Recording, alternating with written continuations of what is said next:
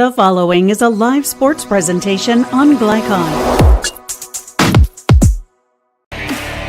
You're watching a special presentation on Glycon.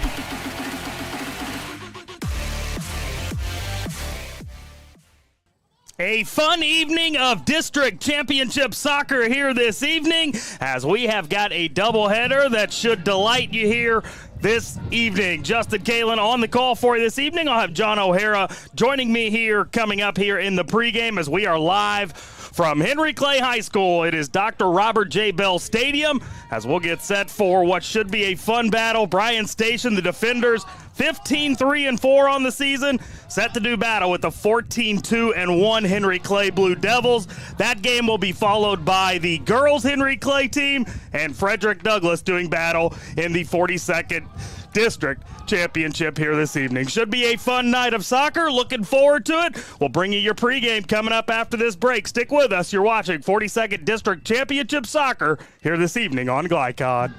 Fans here in Kentucky of great savings at Cartown Kia. Right now, you can score game-winning savings on new Kia Seltos and Kia K4. Your choice, just $222 a month. Our team is here for your team at Cartown Kia and CartownKiaUSA.com.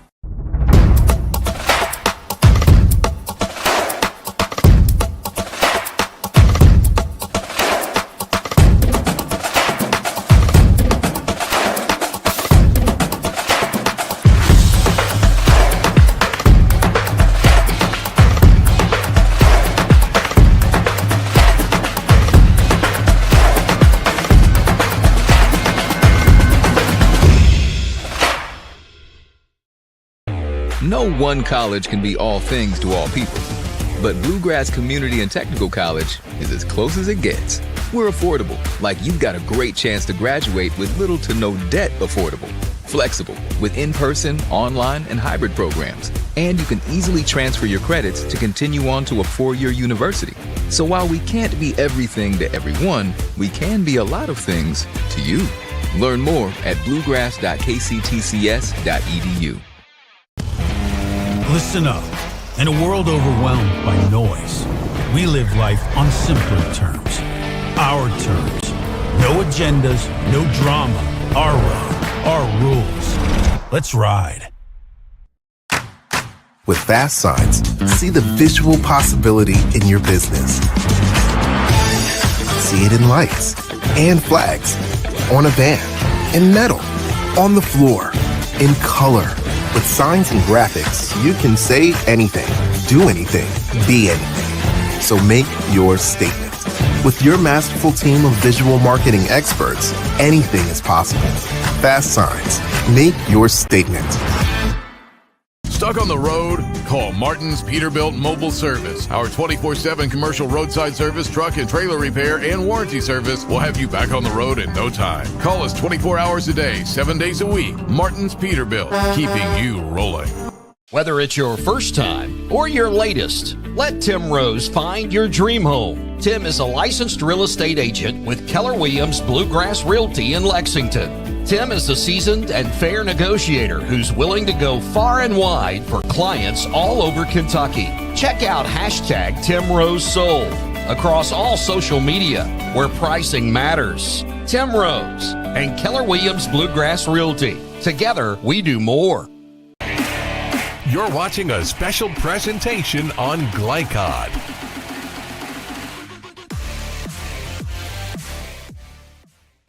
Back here, Henry Clay High School, as we continue to get you set for 42nd District Championship action here this evening. Justin Kalen now joined by John O'Hara as we get set for what should be a fun game. Bryan Station, 15-3-4 on the season. Henry Clay, 14-2-1 on the season. So, Coach, looking at those records, feels like both of these teams have had a really good season, both with big-time wins in the district semifinals, and both of them look prepared to come into this one here this evening. Yeah, it should be an exciting evening. These two teams are familiar with each other, and, I know they both have bigger plans and some people think the district championship doesn't matter, but truly it matters. Yeah, no doubt about it. Both of these teams coming in on a 3-match winning streak. It was a 2-1 win for Bryan Station last night against Scott County. Like I mentioned in the semifinals for Henry Clay, more convincing on their side of things, 8-0 over Frederick Douglass in their semifinal last night. Those score lines give you any sort of indication of how this game goes tonight here, Coach? Well, I mean, I think Henry Clay is definitely the favorite. I mean, that score line over Douglas, they're having a little bit of a down year, but Henry Clay is probably the top team in the state, in my opinion. So they're going to have something to prove, and they both want to win because you want to get that easier game in the first round of the region is huge. Yeah, no doubt about it. Head coach Alex Tungate in his second season at the helm of Bryan Station, 27-9-7 is his career record. And on the other side of things for Henry Clay, Jason Beeler, 127-69-16 as he is in his 10th season, was the 2020 Kentucky Large School Boys Soccer Coach of the Year. So both of these guys have been around this area. They, like you said, know each other well. That's got to give them some sort of advantage in this one here tonight. Yeah, I mean, they're in each other's backyards. Players have gone from each school. Coach Tungate, I haven't had the pleasure of being around as much, but he's done a great job with a program that has a lot of possibilities there at Bryan Station, getting the players out. So he's done that job, and his record, shows it for the last 2 years. Yeah, should be a fun night of soccer here from Henry Clay as we'll go ahead and slide in another break here. Come back on the other side. We'll continue our pregame, bring you starting lineups as well. Stick with us for all that. Justin Kalen, John O'Hara here with you from Henry Clay High School, getting you set for the 42nd District Championships on Glycod.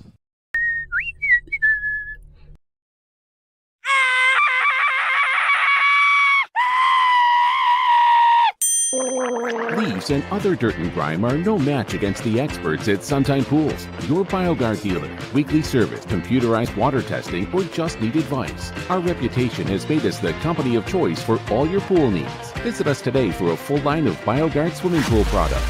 Suntime Pools. Hey, who turned out the lights? Hello? First responders do the incredible. They help save lives. And so can you. By donating at CSL Plasma. Your plasma donation can help create 24 critical life-saving medicines. And you can be rewarded for your generosity. Every plasma donation can do so much for so many. Do the amazing. Help save lives. Donate plasma today at your local CSL Plasma Center. For any of your window, door, and siding needs, contact the team at Elite Building Products. Their factory-certified, licensed, and insured contractors have been installing energy-efficient windows and doors for over 30 years. They also offer energy tax credits and military veteran discounts. Locally owned and open weekdays at 242 Wilson Drive, just off of the 27 bypass. For a free estimate, call 859-887-2440. Elite Building Products. We're big fans here in Kentucky of great savings at Cartown Kia. Score 1.9% financing on select new Kia models like 2026 Kia Sportage. Or win with 0% on 2025 Kia Sorento and Sportage. Our team is here for your team at Cartown Kia. With fast signs, see the visual possibility in your business. See it in lights and flags, on a van, in metal, on the floor, in color. With signs and graphics, you can say anything, do anything, be anything. So make your statement. With your masterful team of visual marketing experts, anything is possible. Fast Signs. Make your statement.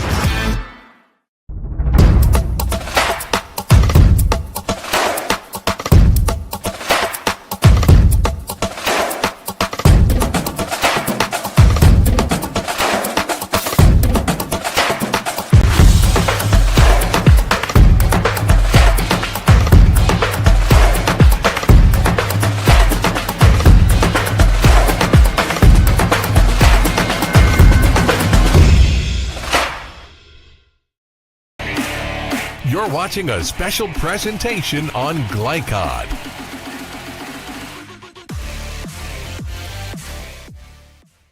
Back here, Henry Clay High School, as we continue to get you set for the 42nd District Championships. First, our boys match. Then we will have the girls matchup following, but we're concentrated on that boys matchup here for you right now back here at Dr. Robert J. Bell Stadium on the campus of Henry Clay High School. Justin Kalen, John O'Hara on the call for you. And, Coach, got to talk about the way these teams score the ball. You got Bryan Station, 65 goals this season. They are second in the 11th region. You've got Henry Clay, 67 goals on the season, first in the 11th region. So no doubt about it, both of these teams could find the back of the net with regularity.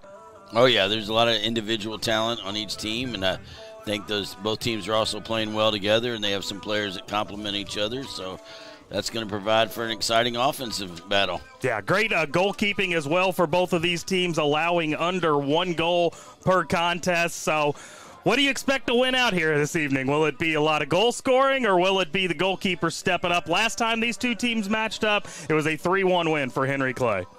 I think it's going to depend on who can control the ball really in the beginning. Even though they have great offense over at Station, are they going to let Henry Clay get away with holding the ball and knocking it around?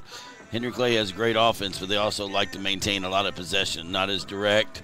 They have some skilled players, and they'll try to stretch Bryan Station out, and that'll open up some opportunities for them. Well, Bryan Station going for their first district championship since 2018, and Henry Clay is going for their second consecutive district championship. So we'll see how it all shakes out. We'll step aside for one more break here, come back on the other side. We'll give you the starting lineups, and we should be ready for our opening kickoff as well. All that coming up for you. 42nd district championship action coming up this evening on Glycod.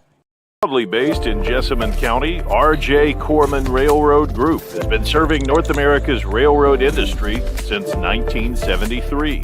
Find out more by visiting rjcorman.com. For high-quality railroad service, it's R.J. Corman.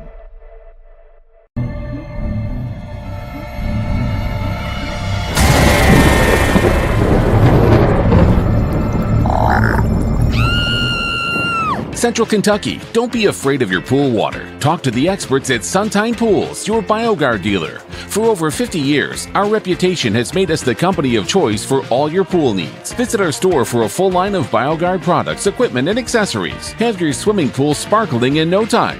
Visit Suntine Pools today. Can one college be all things to all people?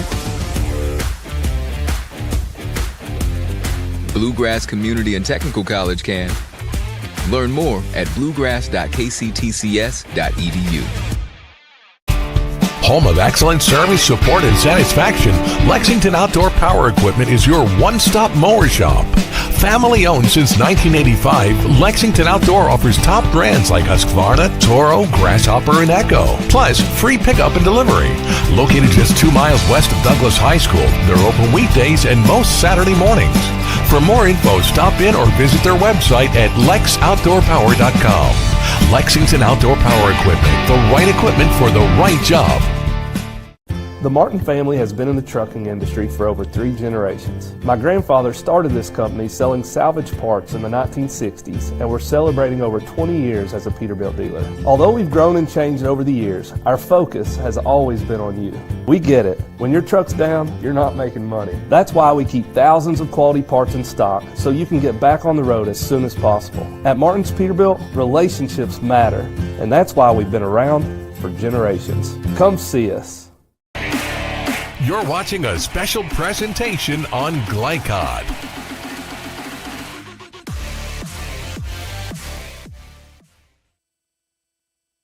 No one college can be all things to all people, but Bluegrass Community and Technical College is as close as it gets.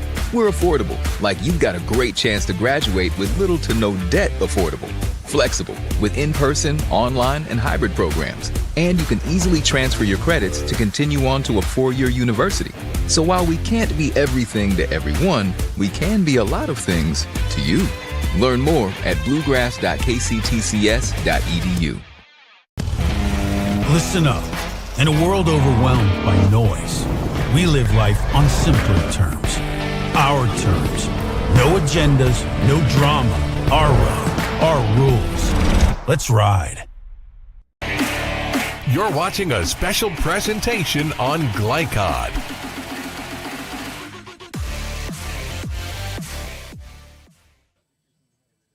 Back here, Henry Clay High School, as we get you set for 42nd District Championship action. We have wrapped up our national anthem and now just about set for our opening kickoff. Justin Kalen, John O'Hara back here alongside you. Chris Lamar, our on-site producer this evening, and Joe Omielen will be on the camera for us here tonight. But let's go ahead and jump in to our starting lineups. First for Bryan Station, who plays the visitor, up on the scoreboard.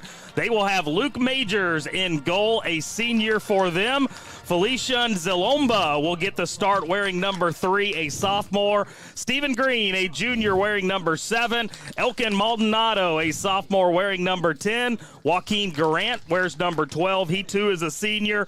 Yeffer Paws, a sophomore, wears number 15. Rafa Pimentel wears number 16, a junior. Lincoln Wallingford, he is a junior, wears number 18. Cha-Cha Mumbalaya, Layla, a junior, wears number 20. Benji Michek, a senior, wears number 25. And Dylan Gomez is a sophomore, wearing number 27. Those are your that's the starting lineup for Bryan Station. And for Henry Clay, they're going to trot out Connor Taylor. He wears number 2, a senior midfielder. Number 3, Braden Cundiff, is a senior forward. Nathan Harvey wears number 5, a senior midfielder. Ari Agaritas, a senior midfielder, wears number 6. Shakuru Hamisi wears number 7, a junior forward. Jose Flores wears number 10. He is a midfielder and a senior. Kingston Marshall, a junior midfielder. Will Potter is a senior defender. Edwin Luna Martinez, a senior defender. Espoir D. Undone is a junior forward, and then Caden Vandervoort will be in goal tonight for Henry Clay. Coach, I'll tell you what, some of those names are a mouthful. We're going to have to get into our groove here as this game goes along, but it should be a fun night of soccer here for district championship action. As the starting lineups have been announced, both teams over there on their sideline, as we are just about set to go. Henry Clay will be rocking their blue tops here tonight, the white shorts, white lettering on those jerseys as well. And it looks like for Bryan Station, they're going to be in their all-white uniforms. Coach, any big grandiose expectations coming into this one tonight? Well, I'm just impressed with all those pronunciations you had. That was a workout right there. So if we have to do that again, I don't know if we might have to take a little break. Did have to stumble over a couple very, of them, very well. We got through it. Anybody question that, I want them to come up here and try to do better. So, that's been the name of the game and with Bryan Station, Henry Clay, the last number of years. A lot of international players that have decided to come out for soccer, and I think it's great for the sport in the city. It's just getting a lot of diversification. It's been really good, and it's helped Bryan Station a lot because they're one of the programs that has been down over the years, and now they're having a successful program, successful year. Now, as someone who's been around the game of soccer for a long time, you've spent a lot of years coaching. This pregame handshake pretty customary across the sport of soccer? Yes, pretty customary. Yeah, they didn't do it years and years ago, but it's nice to be seen, so a lot of these guys, they live close to each other in this town, and they play clubs, some of them, so it's a lot of familiarity. So you do have that familiarity amongst these teams. Guys know each other, stuff like that. Yes. Grew up playing. The one thing I would address, and we're going to talk about it several times, I'm sure, some people come to these games and they'll point out that, well, this game's not as important because both teams are going to advance next week's region tournament. Sure. I've always argued against that because the winner of this game is going to get a runner-up of another district. And sometimes that's a big difference. Say you're not playing maybe one of the big stud teams that might be loaded to win their district. So that's a good opportunity there for somebody. And if you win district, you get to host the first game of your region tournament. Yeah, that's also a huge advantage. As we mentioned in that last segment, Bryan Station going for their first district championship since 2018. Henry Clay going for their second in a row as looks like we are set to go here from Henry Clay High School. Should be a fun night of soccer. As I mentioned, we've got this game. It'll be followed by Henry Clay and Frederick Douglass on the girls' side of things as they too will be competing for a district championship. Decent crowd on tap here this evening as well down below us. Gorgeous night for some high school soccer, right around 65 degrees, lots of sunshine. Don't see a cloud in the sky, so couldn't ask for much better than this. Yeah, we've been doing a good job on the weather so far this year. Every game so far has been spectacular for weather. Really, for the entirety of the high school season, no matter of the sport, if it's played outside, you've had some pretty great weather as Henry Clay will start with the ball at their foot, and we are underway in the 42nd District Championship.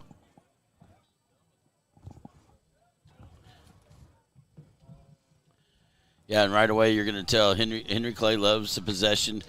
Coach Beeler's a great coach, and he's had his team knocking the ball around. The game we saw earlier this year that we did out at Lexington Sporting, it was on display then how well they possessed the ball. First chance getting to see Station the defenders this year, so looking forward to it. Yeah, got to meet Coach Beeler prior to the game tonight. First time I'd met him. Very nice guy, very helpful. Getting us those starters and the roster for Henry Clay. As they are going to be patient here in the back. I like seeing, though, Bryan Station, they are not settling back in. I like that. They're pressed up. Now, that once again, though, that's opened up an opportunity here for. Good through ball there. That's a good call there by the ref. Offsides, yeah. Offsides. But I was shocked to see that Station came out with such high pressure. I like to see it, though. More of an offensive-minded guy, so I like it when teams step up and put the pressure on them. That was Brandon Cundiff streaking down the field for Henry Clay. Brandon's a nice player. He's been playing for a while. I know they had, we'll probably call his name out some tonight, Will Potter for Henry Clay. I saw on social media just committed to Transylvania University men's soccer program, so that's a nice pickup for them. Yeah, congrats to him. And they have several other guys that will be going to play college. That ball caroms out of bounds right on that Henry Clay sideline, so a throw in now for the Blue Devils. I do know Luke Major back in the back, the goalie for Station. He's a solid goalie, so that's. He's got quite the boot on him, that last goal kick. Yeah. Went well beyond the midfield line. As Bryan Station now with one of their better opportunities of the game in the early portions here.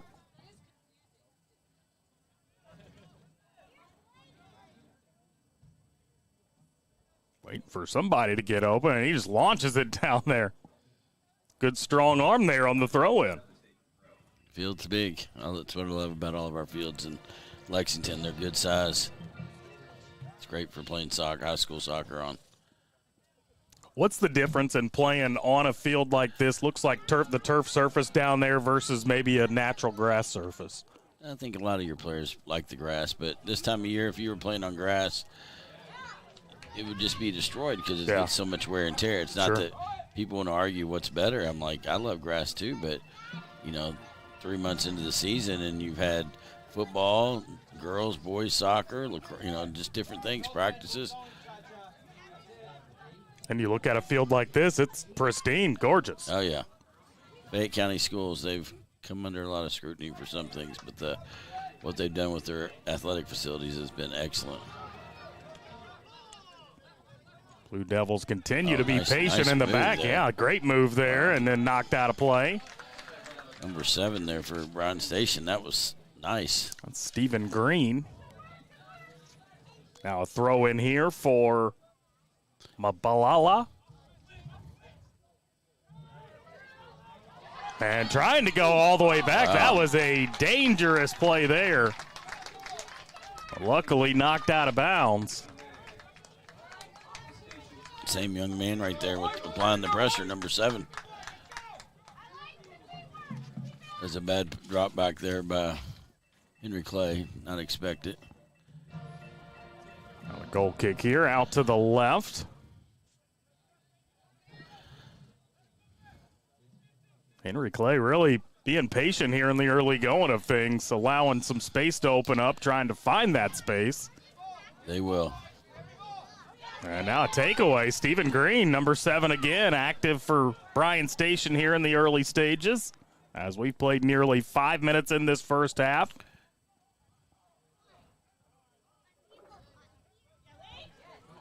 Ball taken away briefly. You watch the two guys, though, for Henry Clay. We'll call their names a bunch tonight, but number 10 and number, I believe it's 14, the Marshall kid and Jose in the middle for Henry Clay. They will command the ball. They're going to control the game. It's Kingston Marshall, number 14, and Jose Flores Cruz, number 10. And they keep their spacing, and you can tell their teammates just look for them because they're the ones that are going to create for Henry Clay. You know, they have Connor Taylor. They have some other individuals up top, but those two guys, they are nice players. Worth watching as this game goes along. By the way, Hamisi is the leading scorer for this Henry Clay team with 16 goals on the season. Mm-hmm. Braden Cundiff right behind him with 13. Yeah, a little bitty ball hid from him for a second.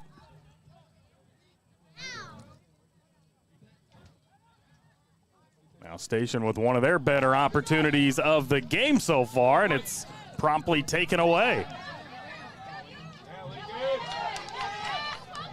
Good dribbling there, but even better defending in the middle of the field that time.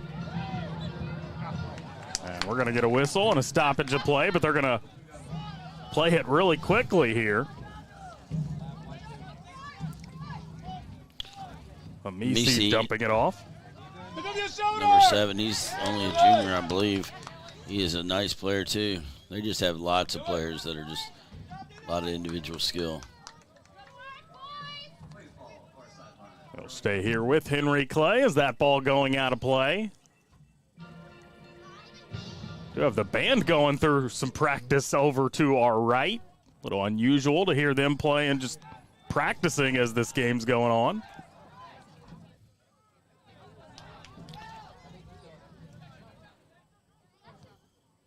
Now up that the was right. Jose. See, those guys are just... Green on the takeaway again. Yeah, wow. A good run here for the defenders. And they're really having trouble in that midfield line, just getting past the Henry Clay defensive unit. Yeah, I think a lot of games, Henry Clay, they haven't been under pressure much, and it's nice to see, I guess if you said Henry Clay was the favorite, that Bryan Station's not just setting back into playing a passive zone. They're out here trying to win. Henry Clay this season only allowing 0.6 goals per game. It's an impressive number. Speaking of impressive, that was an impressive kick over his head that time. But it's not going to amount to anything as it goes out of play for a Henry Clay throw-in. 8 minutes into this first half, still scoreless.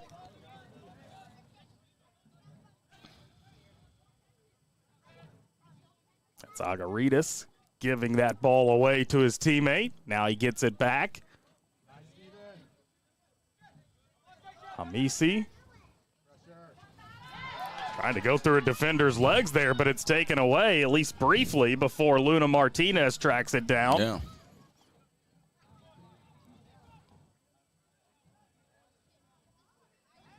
They're going to work it to the middle here. That pass a little wayward for Kingston Marshall, but Blue Devils still come away with it. They're starting to move that line closer and closer to that goal area. Now they'll make a move towards it. And again, good defensive effort there for Bryan Station. At least avoiding the trouble momentarily.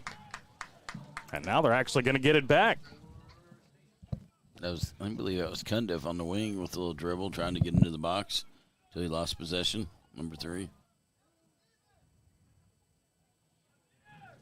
That'll be Majors firing this one away. A free kick here and another good leg into it. But it goes right off the head of one of the Henry Clay players and now in the possession of Hamisi. He'll drop it off for Agaritas. And he tried to thread the needle, a little wayward pass, but Clay stays in possession here. Now Flores, that's the guy you said to watch out for, but he loses it. Another ball taken away by Henry Clay. Lagaritas flips it up, tried to get it over to Marshall, who can't corral it. Now Stephen Green trying to battle for that one, and he's going to be guilty of the foul. These Henry Clay fans below us want them to pick up the pace after those foul calls. Messi over to the left. Good job tracking that one down was Nathan Harvey.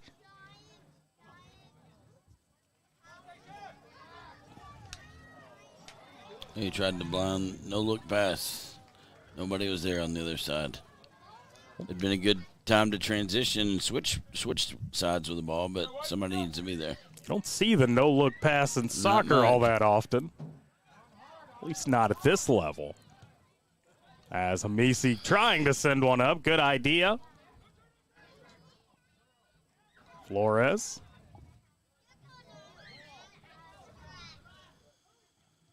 Drops the short pass. Good triangle drill there for Henry Clay.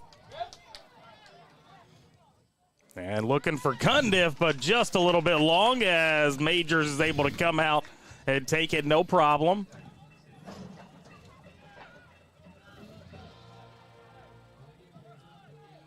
He tries to get his teammates lined up in the right spot. This time the kick wayward and is going to sail out of bounds.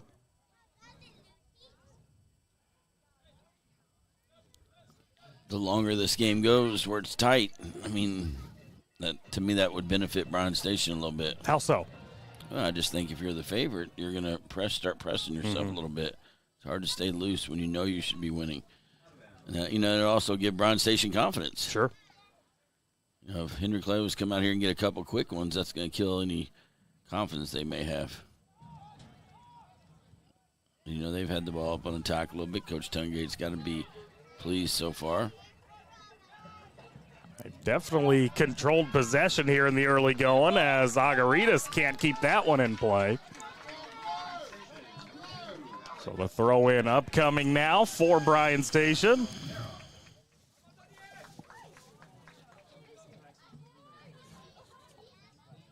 Mubalela set to throw it in.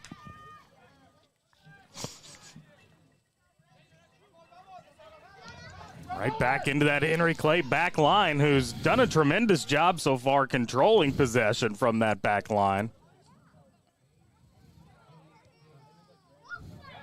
Good job to step in and take that one away. That was Alex Dominguez, sophomore newly into the game for Station.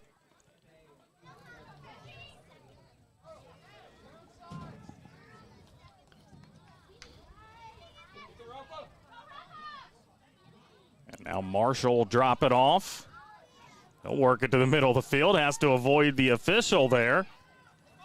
Connor Taylor off to his right. Was looking for Hamisi, but just a little too much mustard on that pass. And it goes out of play for another goal kick. I'll try to ask around about Connor Taylor. I haven't heard any definite things. I'm pretty sure he's probably going to play at the next level. He's a very talented player. So I had still no commitment or any idea where he's going to end up. But I know after the last game we did with his, he said he wants to play at the next level. So keep an eye on him tonight. He's been on the team for years, it seems like.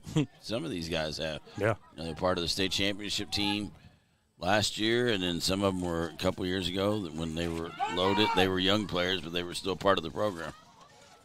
And by the way, 4 state championships for this Henry Clay team.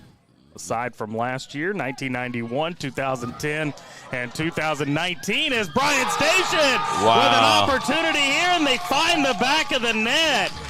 Felician Zilomba gets it done for them, and finally we have a score 14 minutes into this ball game. Wow. That was a strike.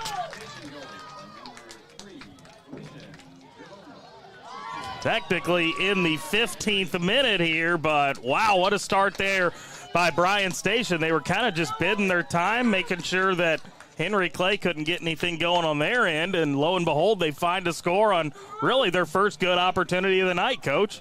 Wow, that was I'd like to see, when we go back and look at the replay, that ball kind of trickled across the middle. I didn't know if the Henry Clay defender missed it or how it just ended up at the feet of Felician, but he buried it. He made sure to put that ball. That was a side netting.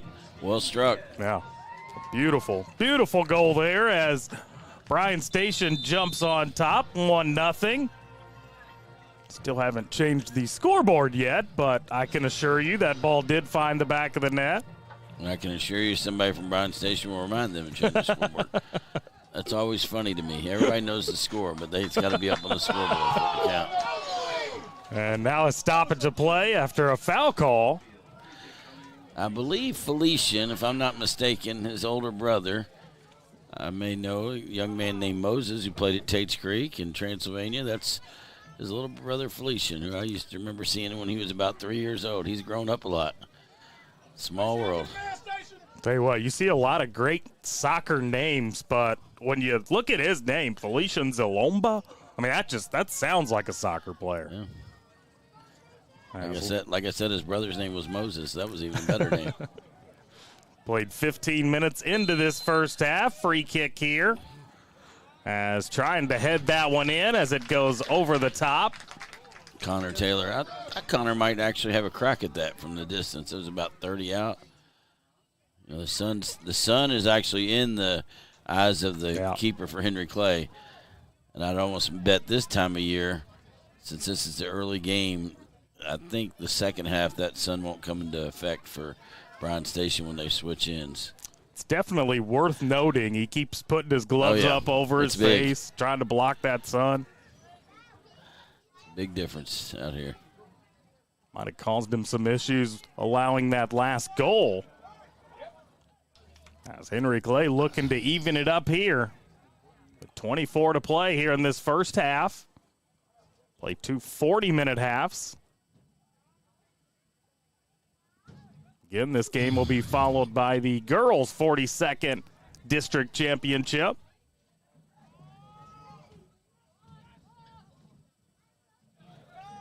Off with Luna Martinez here. As they'll just play. Give the ball back and forth in the back here. Now they make a move. And taken away. Henry Clay's not going to panic, though. It's too early. They're going to keep playing their game, try to possess the ball, spread Bryan Station out. Well, now they get called for a foul. And the Henry Clay fans calling for a yellow card here. Instead, they're going to. And they are going to give them one. Why the yellow card there, Coach, on Vandervoort? Wow. I mean, he Maybe kicked because the he ball. Kicked it away. I'm not. Wow. Well, now he's going to come out of the game. That's big. New keeper coming in. Wasn't expecting to play, and he's coming in. He's got the sun right in his eyes. I bet I'd be testing him as early as you could. It's a sophomore, Nicholas Malwheat, coming into the game now at goalkeeper. I wonder if that was language or something, because he gave the card from so far away. I mean, the ref was 45 yards away from the goalie. Well, the fans below us, as soon as he kicked that ball, they all started clamoring for a yellow card. So it will remain here with Bryan Station. And put it in. They're looking for another goal here. What a change of events that would be if they're able to find the back of the net again. Yeah. Put it in there. That's what I'd say. Make them have to. And trying to get ahead on that one. That was Stephen Green. Couldn't come away with it. And now up that right side, Hamisi. And good defending there, getting that one out of play by Mubalea. Like to see the station defender try to use his goalie to drop that back. So just give up possession. Connor Taylor's pass a little wayward. Back with Bryan Station, but then Henry Clay takes it right back. Good job in the middle there by Jose Flores, but his pass can't find its intended target, but what's he do? He just goes and wins it right back. Yeah, he's very talented. Say it a bunch tonight. Great change of direction there on the far side. Henry Clay looking for the equalizer, but unable to keep that one in play. Ran out of real estate right there. Nice individual effort, though. 18 minutes into this first half. Bryan Station 1, Henry Clay 0. As Luke Majors set to kick this one away. Something to watch for. I didn't know if Henry Clay would sub back in their starting goalie or... I was getting ready to ask you what the ruling was with that. Is there a certain amount of time he has to be out? No, sometimes when a guy gets a card and the coach doesn't agree and he's frustrated, he'll just put the guy right back at the sub spot. I mean, so unless he's trying to punish him, I don't know what. I'm looking over there to see where the keeper is. And looks like he's standing behind the bench over there. Yeah. As Potter going to give this one off to Connor Taylor. Working up the right side now. Steven Diaz, newly in the game for Henry Clay as well. There's Luna Martinez. Good action in the middle of the field. Coming away out of his jurisdiction, but they've advanced it up. See what they can do with it. Good through ball, but couldn't catch it cleanly. Now back with Potter. Good idea there. Stephen Green nearly got a toe on that ball to knock it out of play, but alas, it goes over the end line for a goal kick either way. Dylan Gomez, newly in the game now for Bryan Station. As Majors again will take the goal kick here. Trying to tell his teammates, back up. We'll put it all in this one. And he does. It's always surprised me that we don't see more soccer goalies as football punters. As far as they can bomb it down the field. Good cross there. Let's see what he does here. He's going to try to turn to Stephen Green. Will Potter. He's working hard, Stephen Green is, as they do keep possession alive and then taken away again. Another great defensive effort as now here comes Hamisi. Loses it briefly, but gets it right back. Good ball into the middle here. He's going to have one. And he's taken clean. down. That was clean. That was very clean. All ball on that tackle. Now Stephen Green in possession again.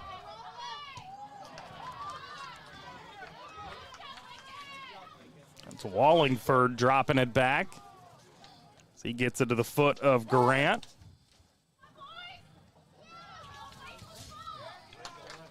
And Henry Clay has played pretty good defensively in this entire game, but seems like they've picked up the aggressiveness here following that Bryan Station goal. We got a little pep in their step, it looks like. Mm-hmm.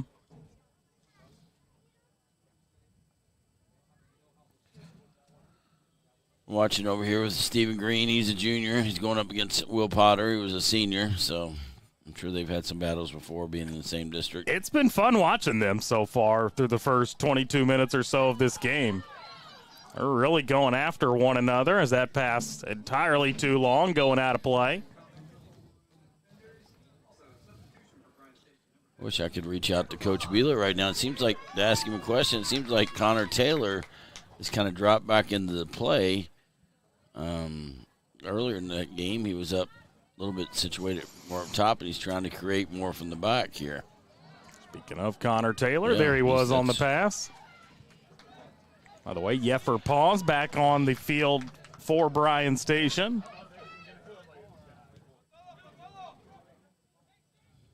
Now back with Luna Martinez. So he works it to the middle. Luna, last game we did, Luna, he showed how athletic he was. He was very, very talented. Been impressed with him so far tonight. First time getting eyes on him. Another takeaway by the defenders here, and they're going to try to work it up that right side, but a little too much on that pass. As it eventually does carry him out of play, so it will go back to Bryan Station here. Fun first half so far. We've played 23 minutes. Bryan Station with a 1-0 lead. He got a 15-minute goal from Felician Zilomba.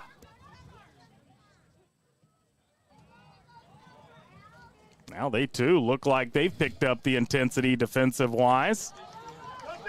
Ball up for Stephen Green, but he can't catch up to it, and smartly it's going to be belted out of bounds.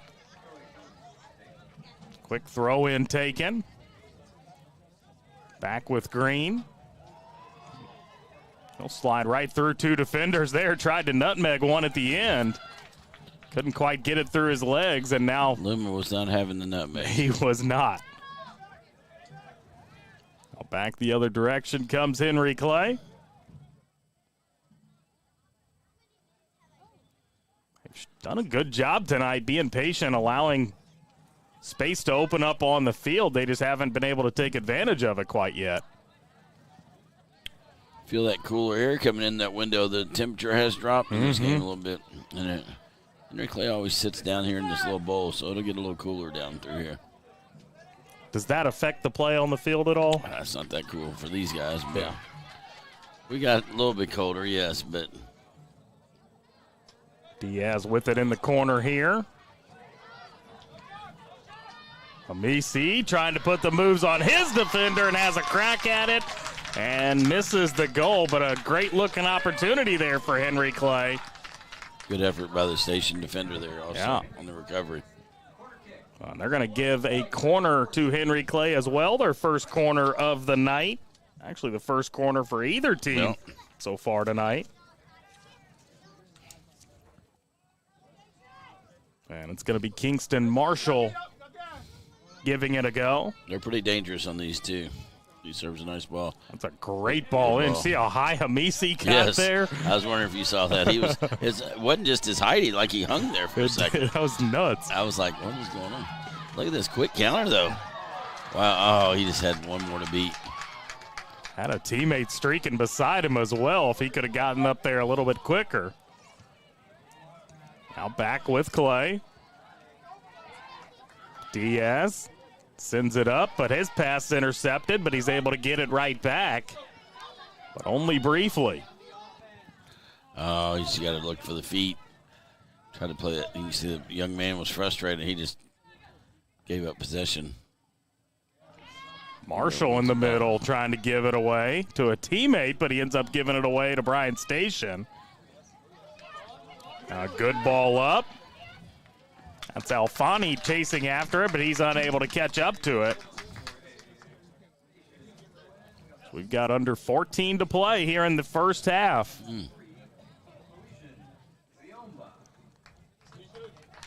Told you, keep an eye on it. This is what I was talking about. Now Henry Clay's putting in their starting goalie. They got the card. Yeah.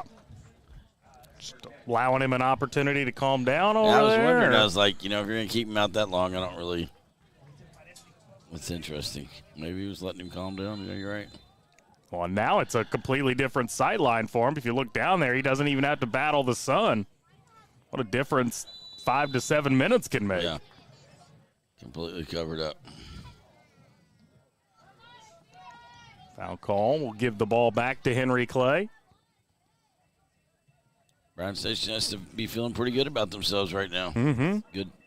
Good start. Couldn't ask for much better. Sure, Coach Tungate before the game, he's like, just let us be in the game. Give us a chance. He was very, very calm prior to the game tonight. Very calm. Guess part of that knowing that either way, no matter the result, you're moving on to regional play. That part does make it a little easier, but still, you want to win, especially for them. They haven't had a lot of these district championships. So psychologically and for their school, it's just good.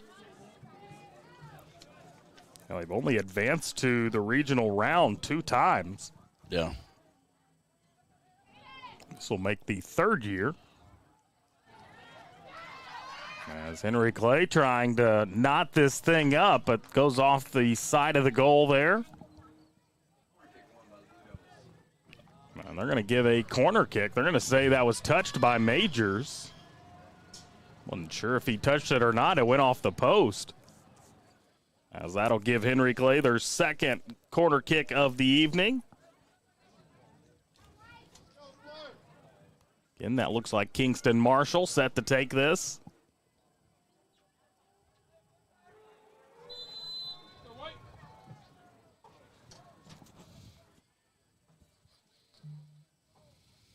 Last one was really good. I'm going to be watching number 7 in blue, I'll tell you that. Oh, nice ball. Goal. As here he go. Oh, man, he took a dive at it. He just missed a wide open goal. And he would like to have that back. I mean, he missed. The goalie was already committed, went for the ball, missed it, and oh, wow. Hamisi takes his shirt and puts it over his head, frustrated by that one. He knows he missed one. He's still trying to shake it off down there. That's the goal kick coming up here for Bryan Station.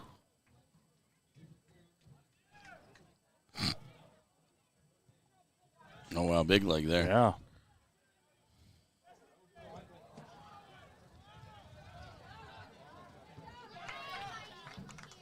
Jack Bagama, newly in the game for Henry Clay.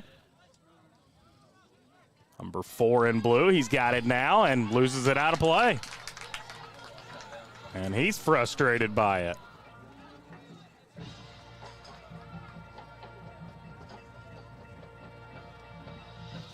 I would almost assume that Henry Clay has a little bit more depth than Station, so we'll see how much they play. But, you know, Bryan Station for years, oh, here we go. They struggled to field a team some years. Definitely not with much JV, and now that their numbers are up, it's really good to see for that program. Now the takeaway here by Potter. Up to Bagama. He's trying to use his speed, gets it into the box, and great defensive effort there. Knocked away by Grant. That'll give Henry Clay their third corner kick. Looked like Bagama was going to take it. Instead, Kingston Marshall runs over to try to get it in there. And again, you got to watch number 7 in blue. Right in the middle of that box there. We'll focus on the goalie, see how much he comes out. Oh, this one a little short and gotten out of the danger zone. And unable to keep that one in play. That was Malongo, Musa Malongo. For those that are curious, we said his name a few times already, the Marshall young man. His dad is he's the son of Tyrone Marshall, who is currently the coach, one of the coaches for the pro team up in Cincinnati. Tyrone played about 12 years in Major League Soccer, had a great career. Believes plays on the Jamaican national team or that's the fun. International. Yeah. His dad was a big-time player. So it looks like it's translated down. This is his son's first year playing at Henry Clay, though. He's one of those academy kids. They weren't playing high school, so it's great to see him out here playing high school soccer. I know he's got an older brother currently playing at Penn State. So nice bloodline down. Here we go. Bagaba, it's good individual talent. Now Potter will send it in.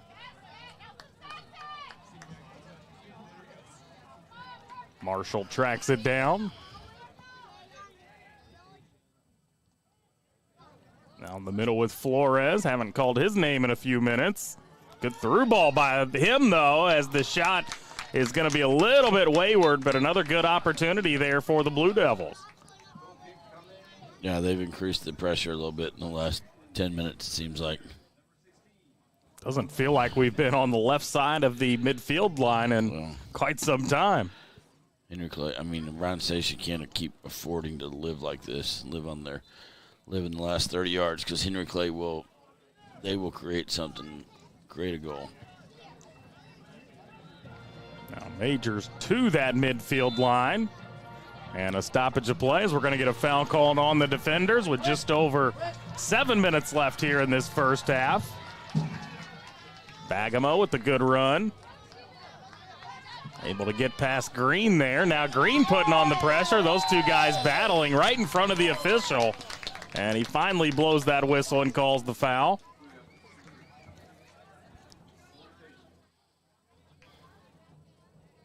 Majors will come over to kick it away.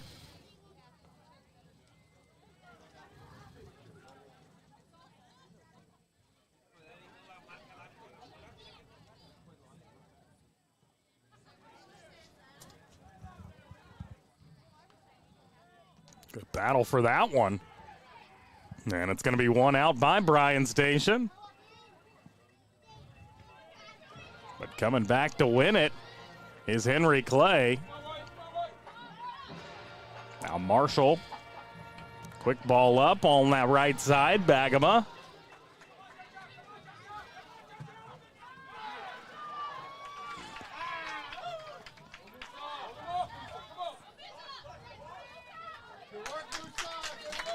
That is knocked out of play. They're going to say last touched by Luna Martinez.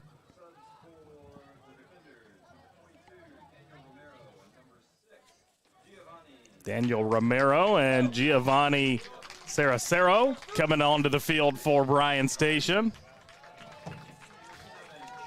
As Musa Malongo, one of the guys coming off the field, didn't see who the other was.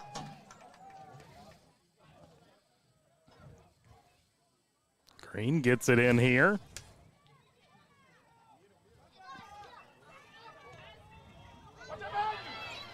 And now coming up to take that one away. Good heads-up play there. That's Satchel Crosby on the takeaway. Notice now they got Taylor up here on the right side, all the way up on attack. Maybe they're expecting him to get the ball out wide and be able to create in that position. No foul. Another ball just taken away. Looks like Bryan Station came in with the mindset of don't make anything easy for Henry Clay. A good first half thus far as we've played about 35 minutes or a little over 35 minutes. Lone goal so far came back in the 15th minute. Felician Zalomba. Now with Connor Taylor, he'll go across the middle to Agaritas, who's back in the game. Flores. Now Marshall will go back to Flores. He'll work it down the left side here with 4 to play in this first half. And a good takeaway there, but only briefly, and another clean tackle. Bryan Station's had some good reads defensively, and that was a really good stroke from where he was, but it's just a little too high.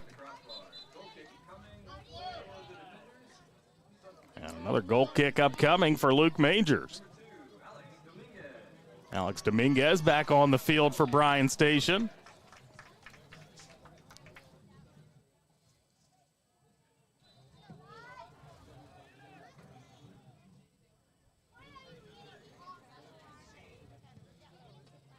Another big boot by Majors. No surprise anymore.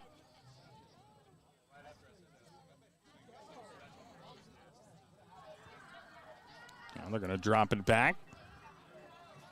Coming up the right side, Connor Taylor. And that ball chased down and knocked out of play. Great defensive effort there by Mubalea.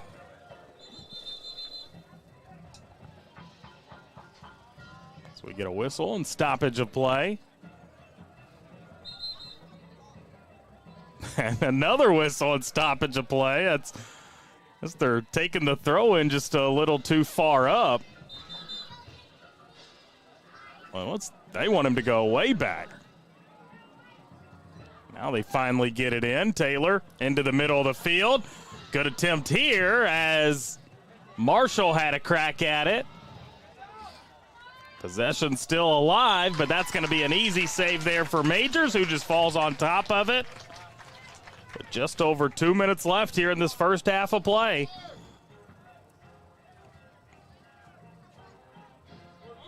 Justin Kalen, John O'Hara with you this evening. Make sure to stick around at halftime. We'll break this first half down, get you set for the second half of play as well.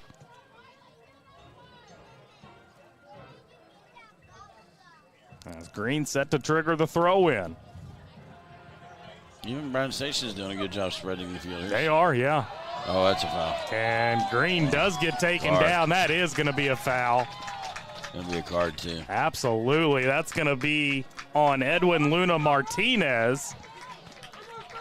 And we've seen some really good clean tackling in this game so far tonight. That was not one of them, Coach. I think he just got there a little late. I don't think the intent was to hurt, but he came in a little bit late, and that's going to happen against Steven. He's quick. Well, now he will get taken off the field following the yellow card. Key part of their defense missing right there. They'll probably keep him out the rest of the half, too. Fortunately for Henry Clay, that's only 93 seconds, so if they can weather the storm for that amount of time, we'll go to the halftime break with a 1-0 score line. Now set to take the free kick is Maldonado. And he'll give it a go, and no problem in the back there for Vandervoort. And now Henry Clay going to pick up the pressure. They want to find the back of the net prior to halftime. Connor Taylor. And able to get it off. Now good passing here. They get towards that goal and then knocked out of play, but it should be another Henry Clay corner. 1 minute. They'll have time to get it in, but not much beyond that, huh? Marshall jogging over there to the corner, see what they can do with their fourth attempt of the night. They're going to play it quickly and go the short route, and another ball knocked out of play, another corner. I don't think they're aware of the time. They're certainly not acting like it, are they? Down to 35 seconds. Enough time for them to get one in, but they're not leaving much time after that. Now down to 25. As Marshall throws those hands up. This time he'll go into the box with it. Hamisi again. Way up in the air, but knocked out of there by Majors. Henry Clay down to 10 seconds. And that's going to be a foul call here against Nathan Harvey, who just shoved down the Bryan Station player, and that's going to bring us to the end of our first half of play. Bryan Station 1, Henry Clay 0 up on our scoreboard. Fun first half of soccer in our 42nd District Championship. We'll step aside for a break here, come back, and we will break it all down for you and get you set for the second half of play as well. All that coming up for you here on Glycod.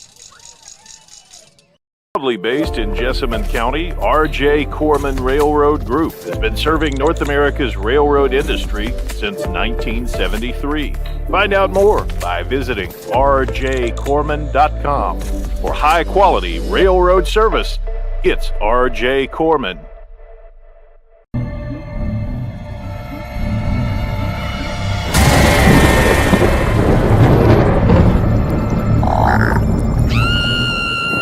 Central Kentucky, don't be afraid of your pool water. Talk to the experts at Suntine Pools, your BioGuard dealer. For over 50 years, our reputation has made us the company of choice for all your pool needs. Visit our store for a full line of BioGuard products, equipment, and accessories. Have your swimming pool sparkling in no time.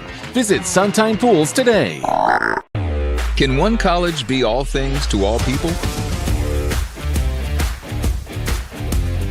Bluegrass Community and Technical College can. Learn more at bluegrass.kctcs.edu. Home of excellent service, support, and satisfaction, Lexington Outdoor Power Equipment is your one-stop mower shop. Family owned since 1985, Lexington Outdoor offers top brands like Husqvarna, Toro, Grasshopper, and Echo. Plus, free pickup and delivery. Located just 2 miles west of Douglas High School, they're open weekdays and most Saturday mornings.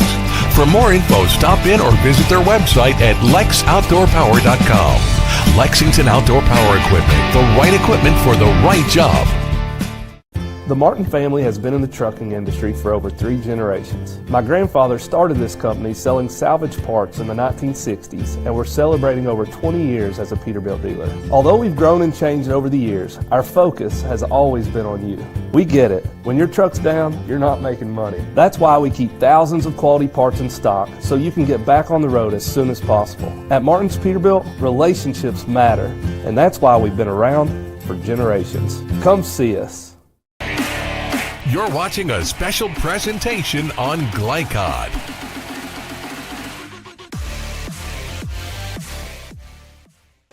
Back here, Henry Clay High School, right in the middle of halftime of our 42nd District Championship game on the boys' side of things. Justin Kalen, John O'Hara back here with you as it is a 1-0 lead for Bryan Station after the first half of play. They were able to find the back of the net in the 15th minute. It was Felician Zilomba finding the back of the net for them on just a gorgeous goal, and that has given them a 1-0 advantage. Coach, all in all, pretty fun first half of soccer. It felt like at times Henry Clay was controlling majority of the possession, but it's Bryan Station with the lead up on the scoreboard. Yeah, I thought it was a great first half. You know, Bryan Station, Henry Clay might have had a little better of the play, but Bryan Station didn't sit in.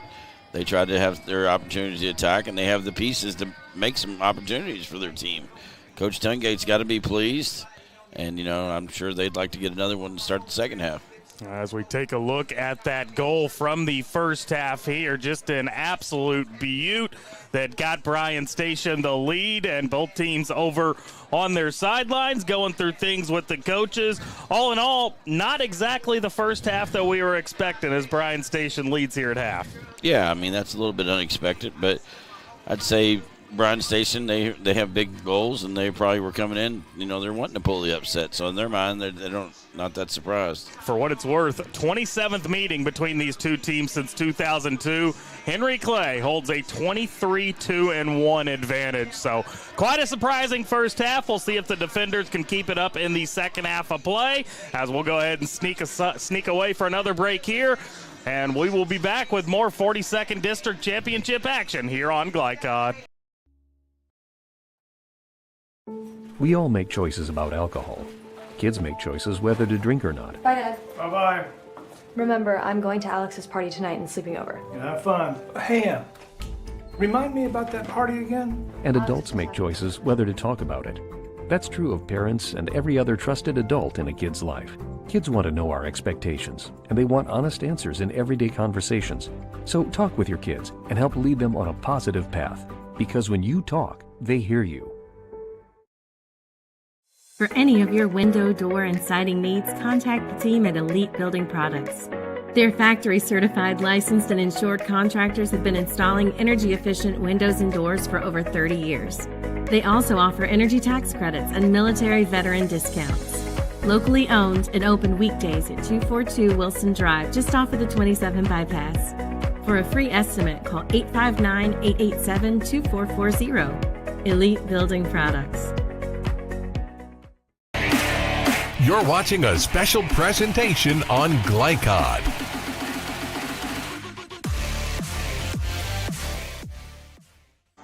Back here, Henry Clay High School on Dr. Robert J. Bell Stadium, as it is about 4 minutes until the start of the second half of play between Bryan Station and Henry Clay. The defenders with a 1-0 lead here at the halftime break. And, Coach, this is just the start of it for us here this evening. We've got the girls' 42nd District Championship coming up following this one. Henry Clay having a really good season on their side of things, and the girls as well, 13-5-1. Frederick Douglass, 16-5-2 on their side of things, so should be another fun game following this one. Yeah, should be a great evening for some soccer. Those two teams know each other pretty well, and that should be a true battle tonight. Absolutely. So we'll see how it shakes out. But first, we've got to get through this ball game, see who takes it home on the boys' side of things in the 42nd District Championship. As we'll slide in another break here, come back on the other side, and we will be set for the second half of play. You're watching 42nd District Championship action here this evening on Glycod. Fans here in Kentucky of great savings at Cartown Kia. Right now, you can score game-winning savings on new Kia Seltos and Kia K4. Your choice, just $222 a month. Our team is here for your team at Cartown Kia and CartownKiaUSA.com.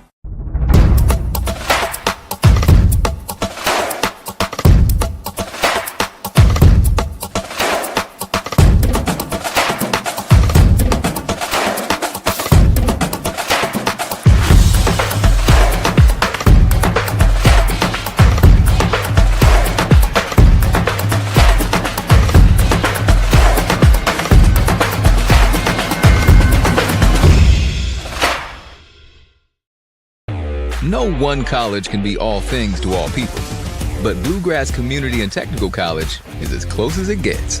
We're affordable, like you've got a great chance to graduate with little to no debt. Affordable, flexible, with in-person, online, and hybrid programs. And you can easily transfer your credits to continue on to a 4-year university. So while we can't be everything to everyone, we can be a lot of things to you. Learn more at bluegrass.kctcs.edu. Listen up. In a world overwhelmed by noise, we live life on simpler terms. Our terms. No agendas, no drama. Our road, our rules. Let's ride. With Fast Signs, see the visual possibility in your business. See it in lights and flags, on a van, in metal, on the floor, in color. With signs and graphics, you can say anything, do anything, be anything. So make your statement. With your masterful team of visual marketing experts, anything is possible. Fast Signs. Make your statement. Stuck on the road? Call Martin's Peterbilt Mobile Service. Our 24/7 commercial roadside service, truck and trailer repair, and warranty service will have you back on the road in no time. Call us 24 hours a day, 7 days a week. Martin's Peterbilt, keeping you rolling.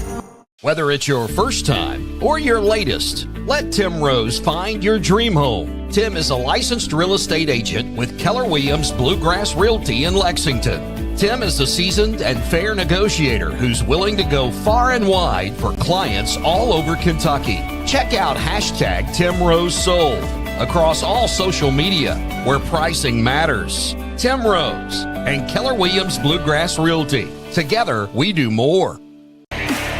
You're watching a special presentation on Glycod.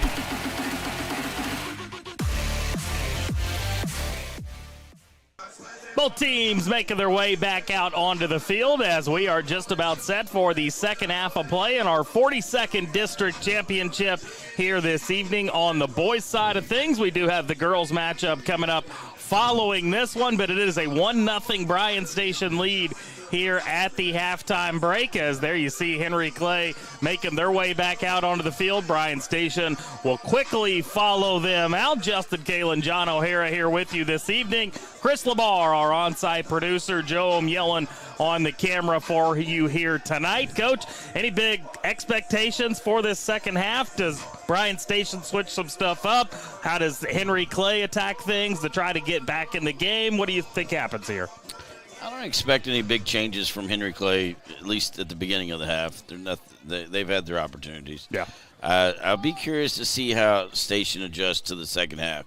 With the 1-0 lead, will they want to set back a little bit, continue to try to pressure? You know, this will be interesting to watch from that side. I think Henry Clay should just keep what they're doing. Yeah. Coach Beeler's he's a top-notch coach, and I'd love to talk with him, see what he's thinking, but I don't think he'll make any changes right out of the beginning. I wouldn't if I was him.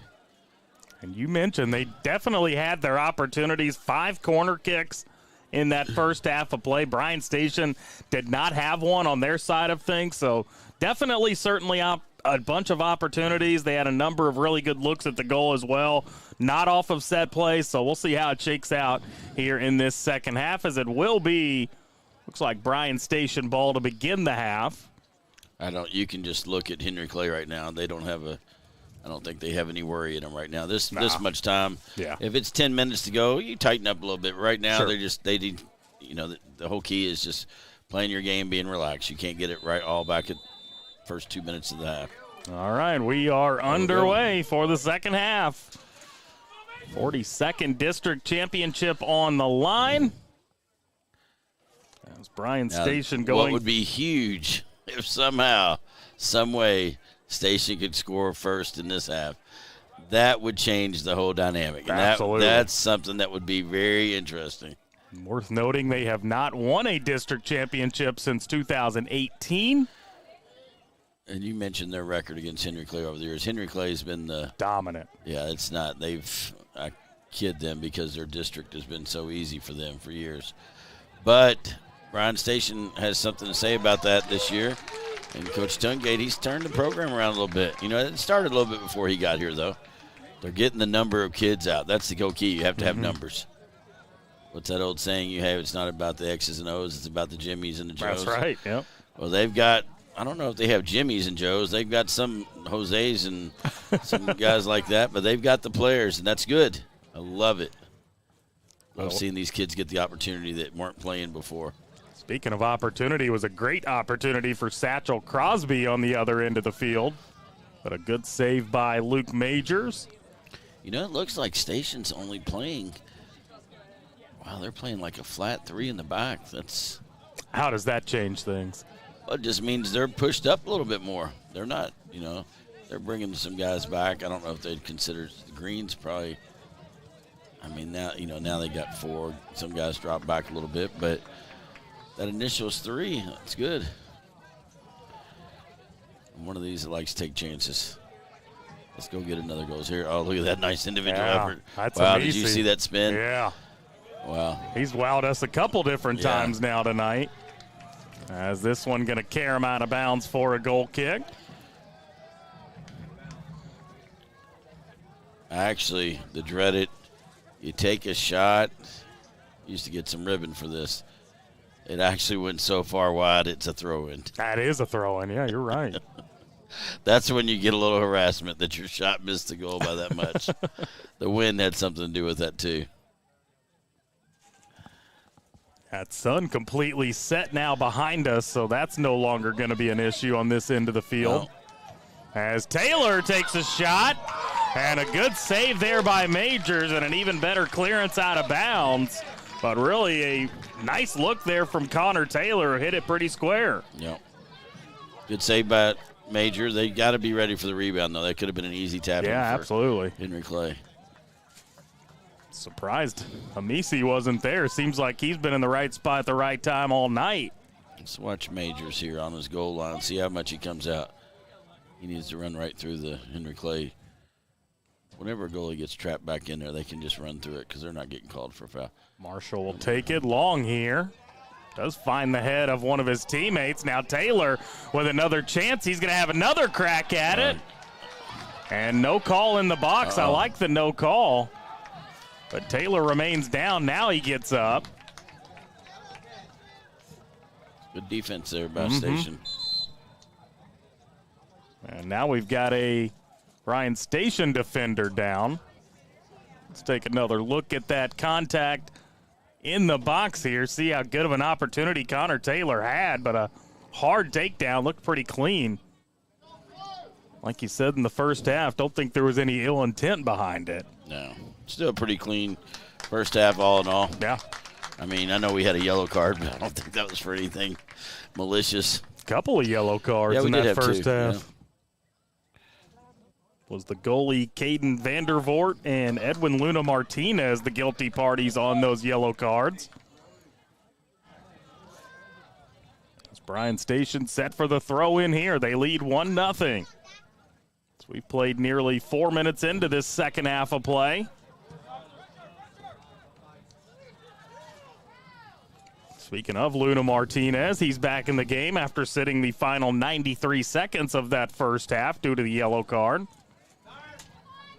On that right side is Agaritas. Hamisi loses it in the middle, but tracked down nicely there by Marshall. Dropping it off. They're going to try to work up that right side again, and good patience here. Briefly knocked away, and then now out of play. Good battle over there on the far side. Wasn't sure about that foul. Well, ref first half. We got to give our shout out to the refs when they do a good job. I thought it was pretty. Yeah, phenomenal. I like it when we don't have to really mention the refs. Sure thing. That means they're not involved. They don't want to be the center of attention. Well, some of them do, but this gentleman done a pretty good job so far.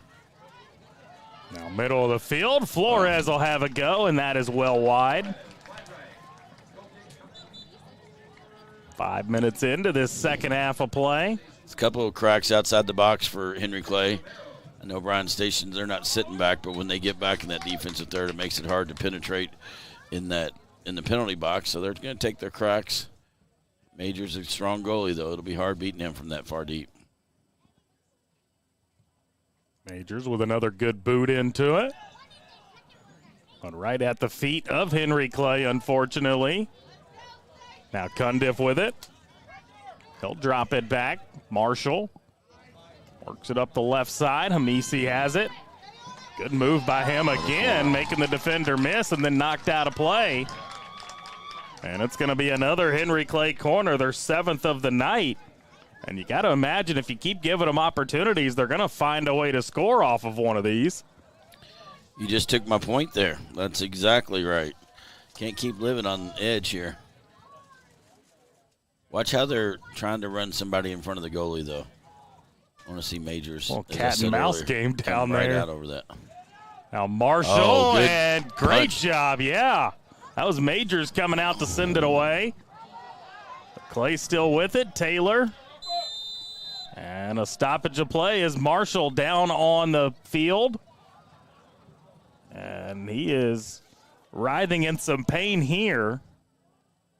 Didn't quite see what happened with him as he got that pass off to Connor Taylor.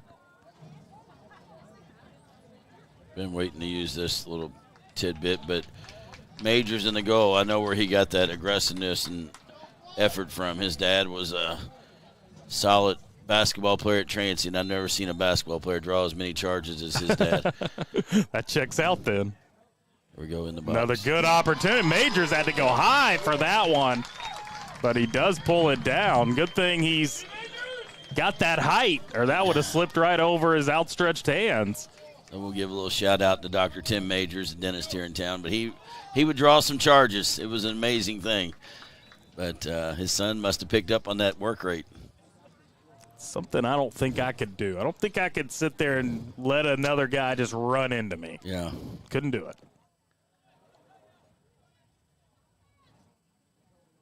Bryan Station trying to find another goal here after finding one in the 15th minute of that first half.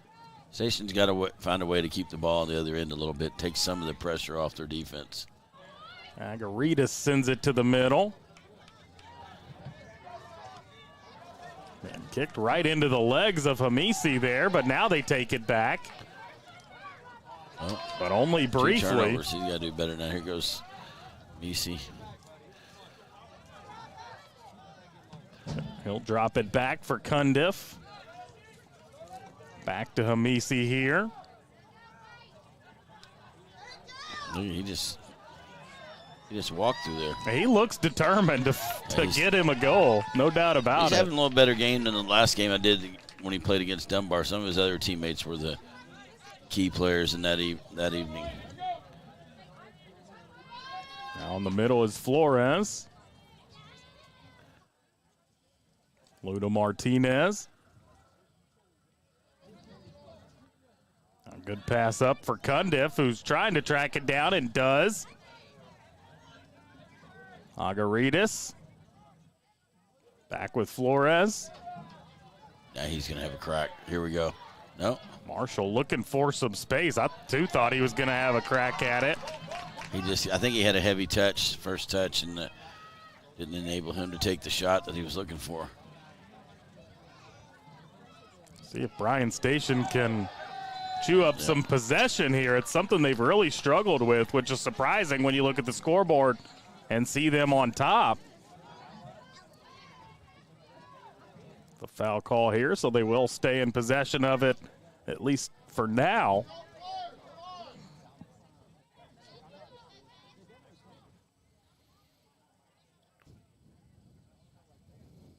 Looks like Major's going to come in and take it. Not a bad idea. No. Get it way down there. Clay takes it away. Luna Martinez into the middle here. Over to Harvey. Now Harvey off for Hamisi. I like watching Hamisi when he gets the ball. He just kind of glides across the field, doesn't he? Well, and you never know what he's going to do with it. I mean, it's like his running, there's no effort involved there. With the ball, too. Remind yourselves, he's doing this with the ball at his foot. I can't run, period, let alone with a ball at my foot. Yeah, he's got it on a string, and it's nice to see. As this one knocked out of play, but Will Potter quickly picks it up for the throw-in. So we've played just over 10 minutes here in this second half. Foul on the far side of the field there. Oh, it's on. Okay.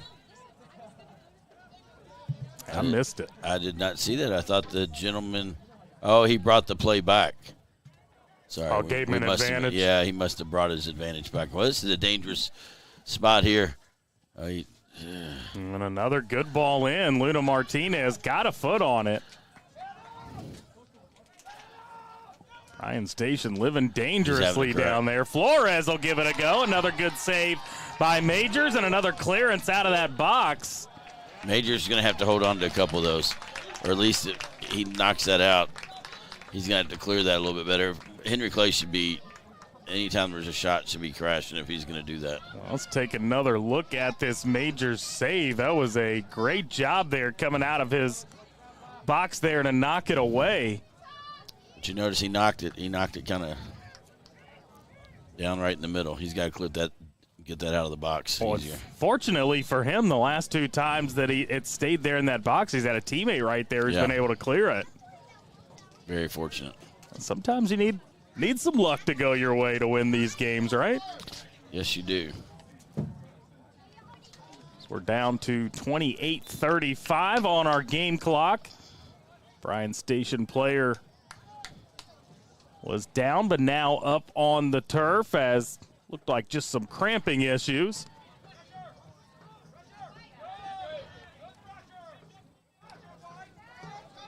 Here is Marshall in possession. Back to Harvey.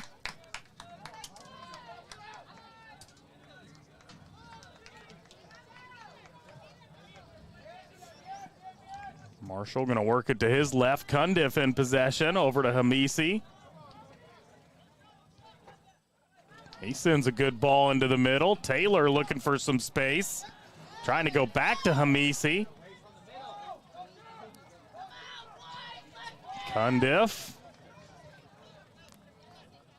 Bryan Station so far has done a tremendous job defensively. They're allowing Henry Clay opportunities, but doing just enough to not allow him to find the back of the net.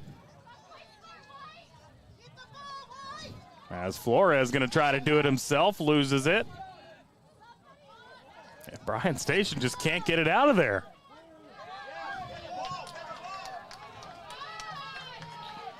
And now they brought back so many guys. Even Station's top offensive players back inside 30 yards. There's no release for them when they get the ball out. They don't have anywhere to go with the ball. Have no idea what they're cooking in the concession stands. Wasn't even hungry when I got here. Now I'm starving. Smells incredible. Oh, I smell it too. Oh. Down to 27 minutes left. Bryan Station still leading 1-0. And now they're going to try to keep a little bit of possession here.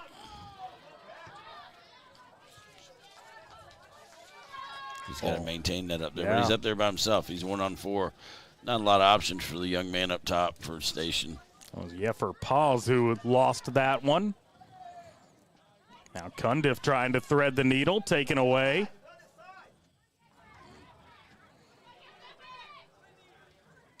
Cundiff back for Harvey. Tell you what, that back line for Henry Clay has been really in control of the ball tonight. They have so much experience with guys that played in big games too, so. Cundiff sends it in. That one a little too much on it. Surprised the Station guy didn't let that ride out of bounds. Use some time and the goal kick.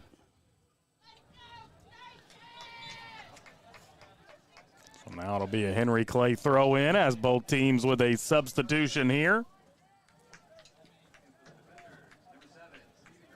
Stephen Green back on the field for Bryan Station.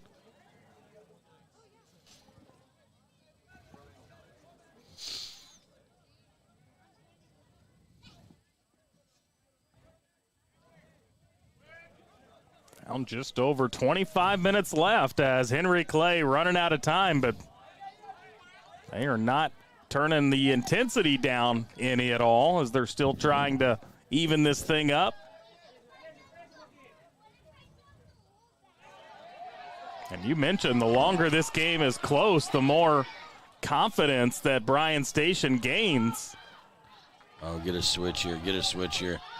Oh, that's a good look. The guy wasn't quite open as we thought, but good look in the middle of the field by, is that number? Maldonado, yeah. Oaken Maldonado, number 10. Yeah, that's a nice look.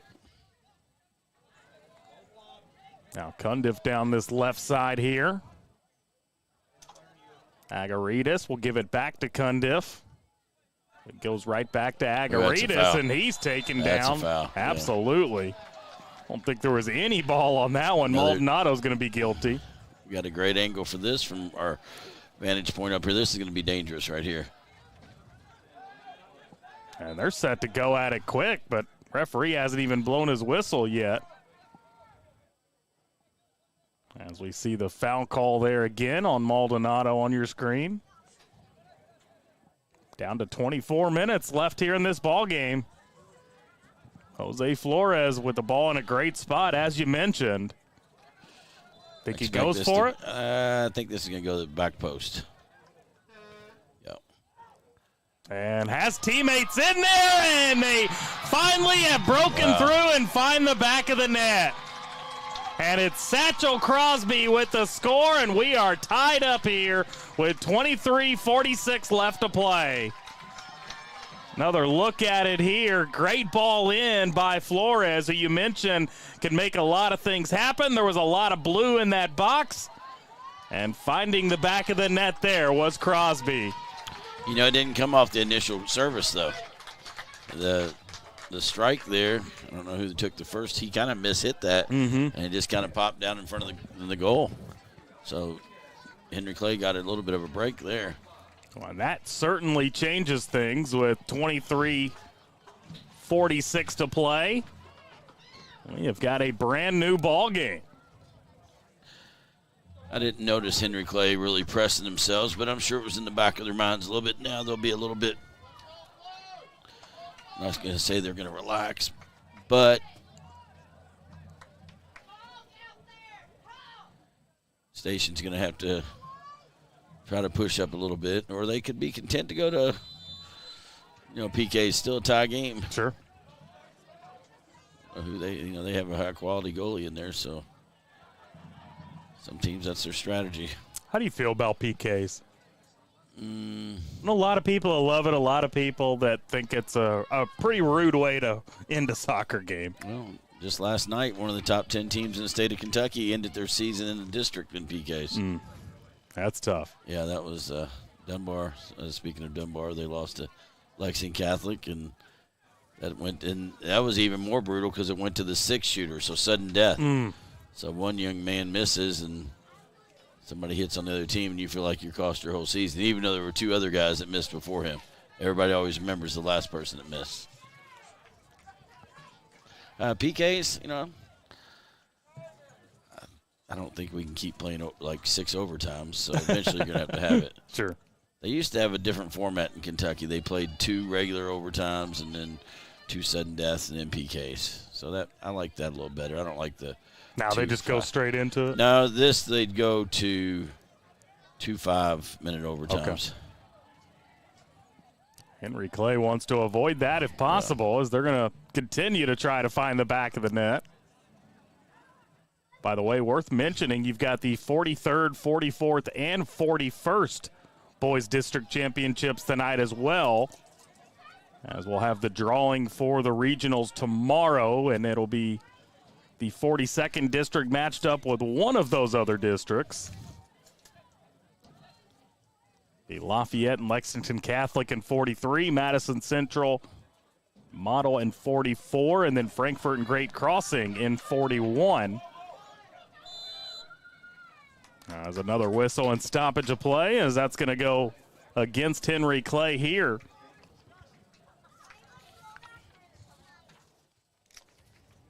Just under 22 minutes left here in this Boys District Championship. Do have one of our girls' teams off to the right side of the field, getting their warm-ups in. I believe that's Frederick Douglass. They are scheduled to start at 8. However, we'll see how time plays out, with this one being tied 1-1 as it stands now. Agaritas into the middle of the field, leaves it off here for Connor Taylor. Now with Hamisi. Cundiff will send one in. And Marshall getting way up for that one to keep possession alive. Now Flores, who got the action started on that first Henry Clay goal moments ago. Hamisi in the middle again, now back with Marshall.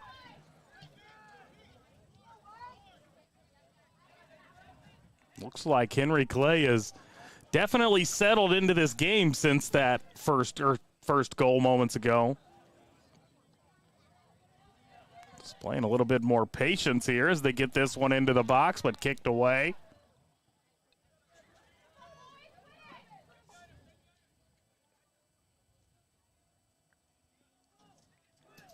Marshall over for Cundiff. Right back to him. It's nice watching Henry Clay. They do not force the ball. No, they do not. Their possession for a high school team is, I think it's really, really nice. I see college teams don't possess the ball like this. It's nice, and they're always looking for each other, got their heads up. Soccer's such a team-oriented game, and it looks like they have a great understanding of it. Now Henry Clay's girls team off to the left side of the field, set for their pregame warm-ups here. Just a reminder, we will carry that 42nd district championship for you on the girls' side of things after the conclusion of this one. We'll take a foul there. That's got to be. I have to agree with that parent. That could have been a yellow. They were very handsy here on this near side.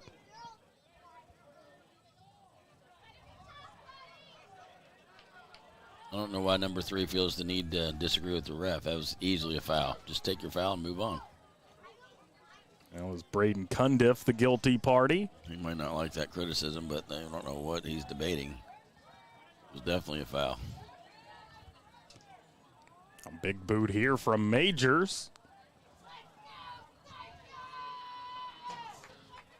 Good win there in the middle for Station.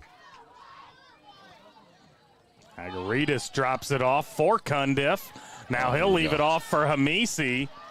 This is going to be strictly. He's got some space in the box now, gives it a whirl and nearly takes the deflection in. Possession remains alive, but Brian Station able to get it out of there at least momentarily. That initial shot had the keeper beat. Just got a deflection. He had that whole the whole right side of the goal open. He placed it there.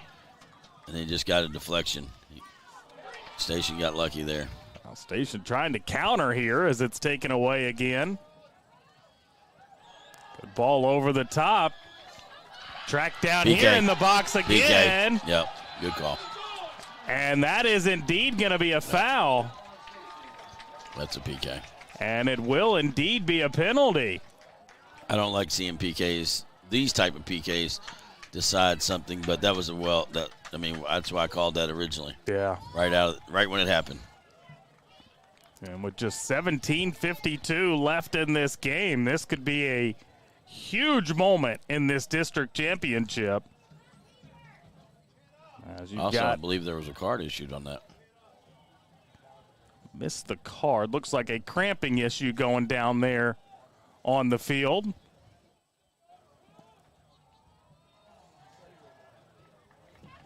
Did not see, so who will it be taking? It looks like it's going to be Connor Taylor. Bet Connor Taylor. That would be my guess. Injured Henry Clay player jogging off the field under his own power. Love to see that. And it is indeed going to be Connor Taylor taking this. Could be a huge moment in this game. We're not encouraging gambling, but just you and I making a little friendly handshake. I always like to try to get, and I have no knowledge of this. I don't do research on these guys for that reason. I'm thinking goalie's right. What do you think? I'll go left just to be different. Yeah, I'll take left. Okay, yeah. That's not fair. You're just. I'm gonna go goalie's low right. We'll see. Based on no knowledge here, just guessing. I feel like I'm playing the roulette wheel in Vegas. As Taylor approaches, and he gets it in. And Henry Clay has jumped on top 2-1 now with just under 18 minutes to play here in this one. And that was a huge foul call, big penalty kick there, and Connor Taylor calmly knocks it in. He put that in a good spot. He didn't go low. He went kind of mid-height. Yeah. So now Bryan Station, after taking a 1-0 lead after a 15th-minute goal, has allowed a 57th minute goal and a 63rd minute goal, and all of a sudden find themselves trailing. So now they need to turn up the intensity if they want to try to get their first district title since 2018. Agaritas going to take his time corralling that ball.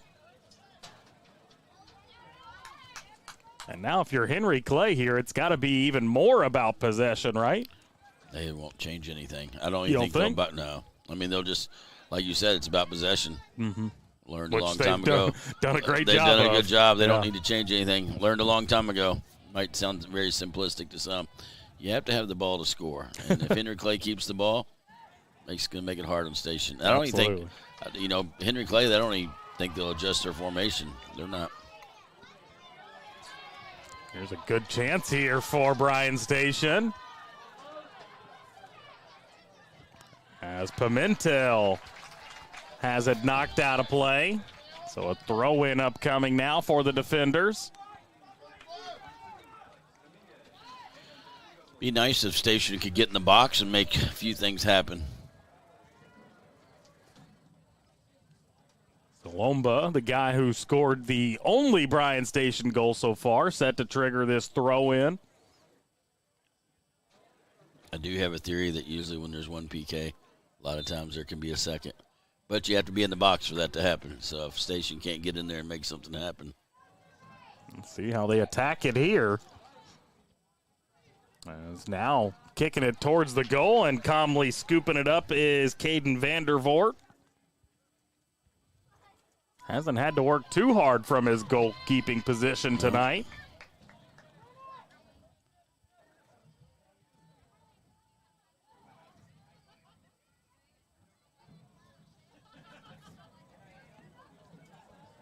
And now look like they're just content to sit back there with it.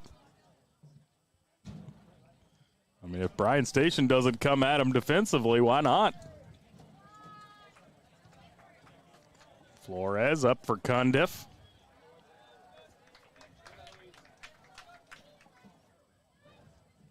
Flores gets it in for Cundiff, who gets it right back to Flores. Now Harvey into the middle.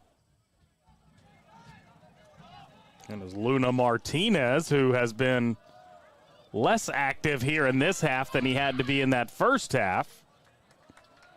As this ball caroms out of bounds and will be a goal kick now for Luke Majors.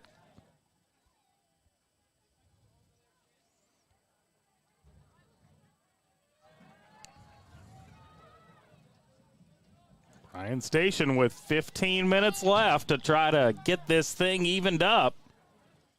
They trail 2-1. Mentioned the regular season game between these two teams. Henry Clay a 3-1 winner.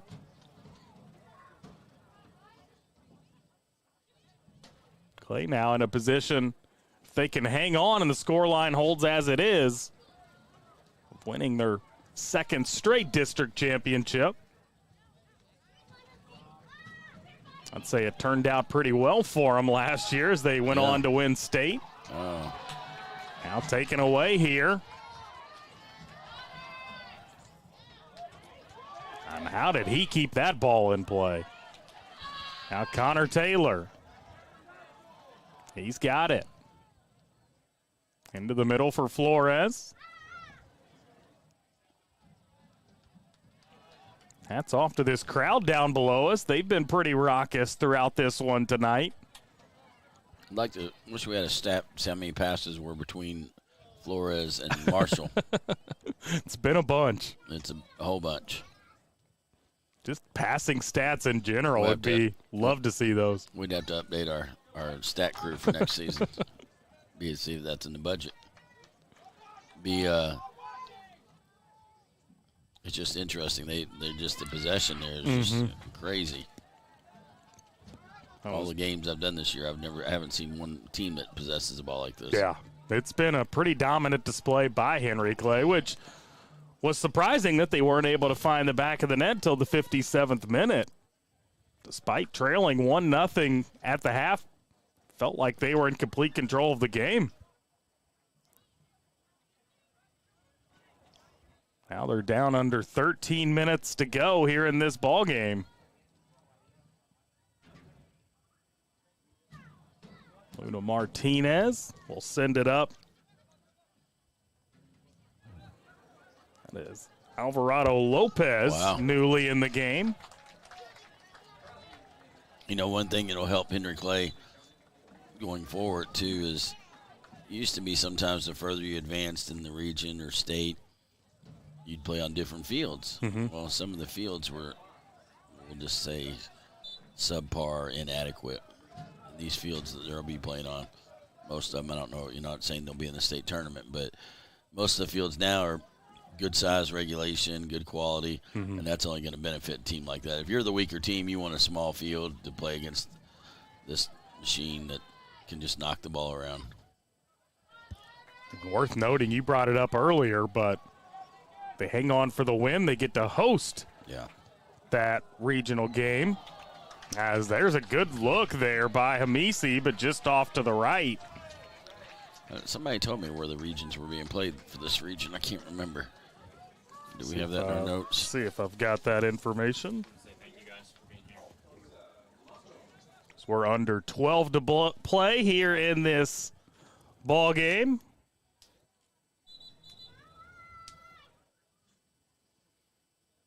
So the winner of this will host the region quarterfinal on Monday, October 13th. Yeah. Like I said, from the runner-up team from the 41st, 43rd, or 44th district. And drawing again will be held at Dunbar tomorrow at 4 o'clock. That's interesting. Usually you ever host the drawing is hosting the region, so maybe that's where it's at. Which will be no fun for them because they won't be in it. No, you spent a number of your years down at Dunbar. Couple. 30-something. Here we go. We're looking at 10 minutes. It's been Henry Clay just continuing to possess the ball. Leading 2-1. Justin Kalen, John O'Hara with you this evening. Boys game been a lot of fun. We'll have the girls district championship coming up for you next. Henry Clay and Frederick Douglass.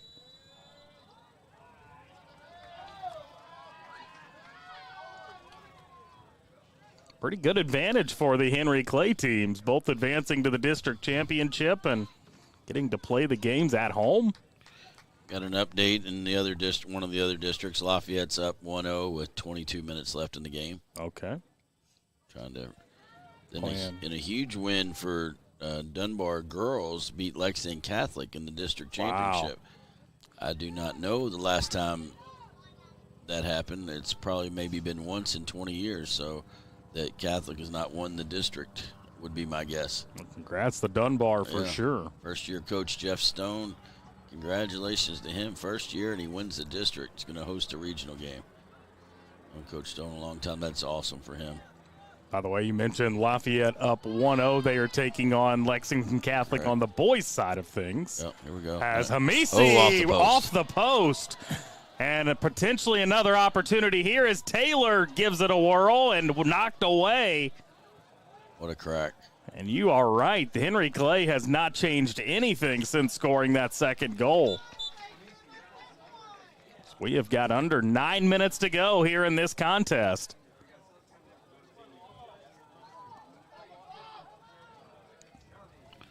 Sure like watching Kamisi play. He is a nice talent. And for a young player like that, he could actually probably do more individual stuff, but he's very unselfish. He knows when the time is to have the ball and another time when to share it with his teammates. Well, and just a junior this year, so imagine another year of development for him. He's going to be even more fun to watch a season from now. I know they have him and Marshall coming back next year, and those are two of the best 5 players out there, much less some of the other players. They have a pretty big senior class, though. Their goalkeeper, Caden Vandervoort, also a junior.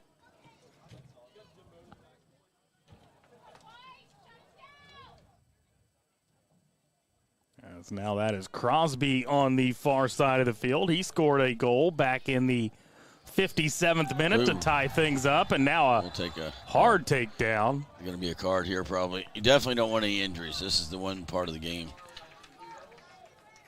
Remember last year, one game we were watching, at the end of the game, somebody, terrible injury. There's a yellow card on Satchel Crosby there. Agaritas back on the field. Under 8 to play. As the girls' teams continue to warm up off to the sides of the field.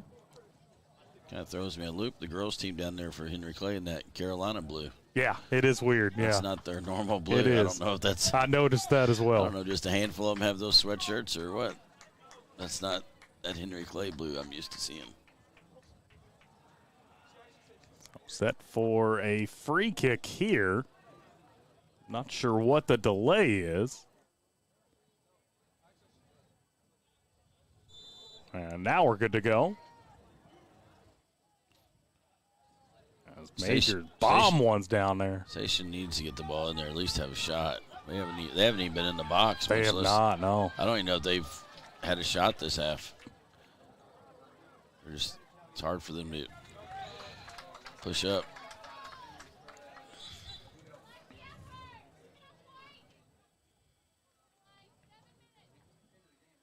Shavi Sabori tracking that ball down for Bryan Station, but unable to get to it before it goes out of bounds.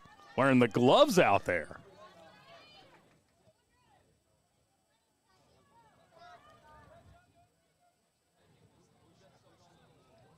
This one knocked out of play for a Henry Clay throw in as we cross under 7 minutes to play.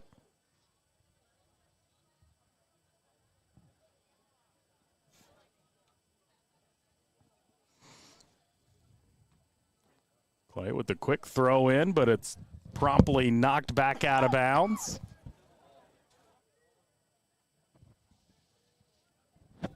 Now working up that right side, another ball into the box. Hamisi trying to get it, and it's going to go over the end line. Another corner. It's their third corner here in this second half, 8th overall in the game.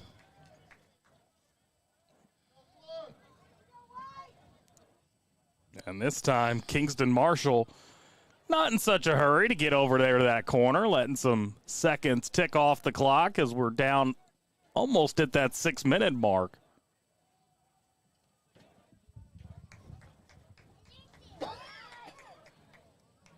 Marshall with his hand in the air. Good ball in service here. I'll tell you what, he's had some really good corners tonight. Good aggressive play there by Brian Station, trying to get that ball back. As Majors will come out and take this one in.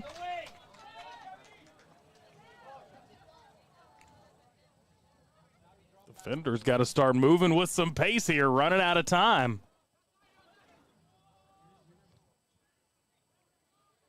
Got to get the ball in the box somehow, so they have a chance. Are you surprised they haven't pressed up the field more, or against a team like Henry Clay, you can't really afford to do that? Yeah, but at the beginning of the game when it was even, they were a little bit more pressure. Mm-hmm. And now they're just kind of, I don't know, maybe they lost that momentum they had. It's hard to say.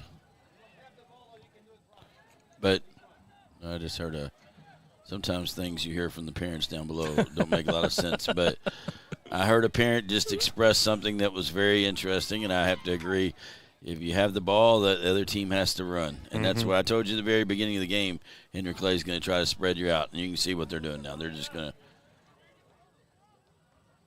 to – they running this poor guy up front by himself, so Brian Station's got to come up. They're three guys, and they're running one guy. Yeah, finally, they say, we've had enough. I mean, it's 11v11. And then they go. The ball up that's going to be kicked out of play. And just the flip of a switch. You start coming up, and then they go direct. Easy to see. It's a dangerous Henry Clay team. No doubt about it. Easy to see how they're 14-2-1.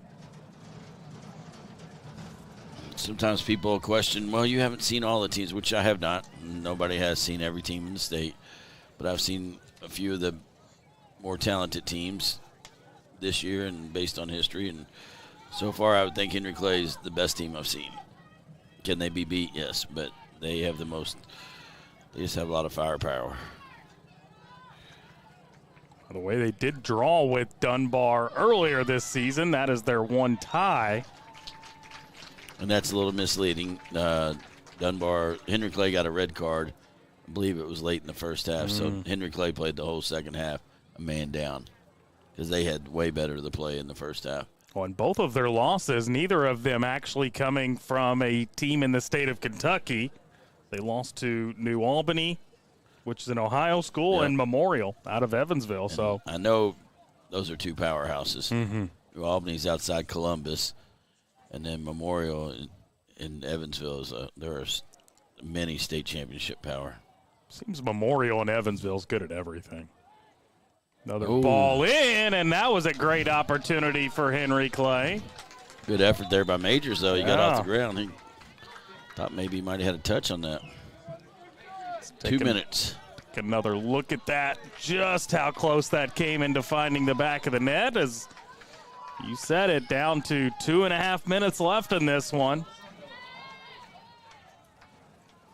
Henry Clay getting closer and closer to their second straight district championship. Oh, Measy with the nice heel flick. Nagaritas gonna drop it into the back here for Harvey. And they'll actually go all the way back now for Vandervoort. So we cross under 2 minutes left.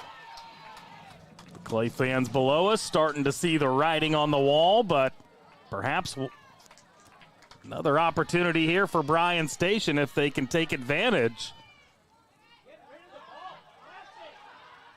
And he's going to try to do it himself here. Now he'll drop it back inside and head it away, at least momentarily. Trying to keep possession alive, but he couldn't quite do so. And now here comes Clay. Under 90 seconds to play. Ball goes off the side of his foot. Yeah, and out of bounds.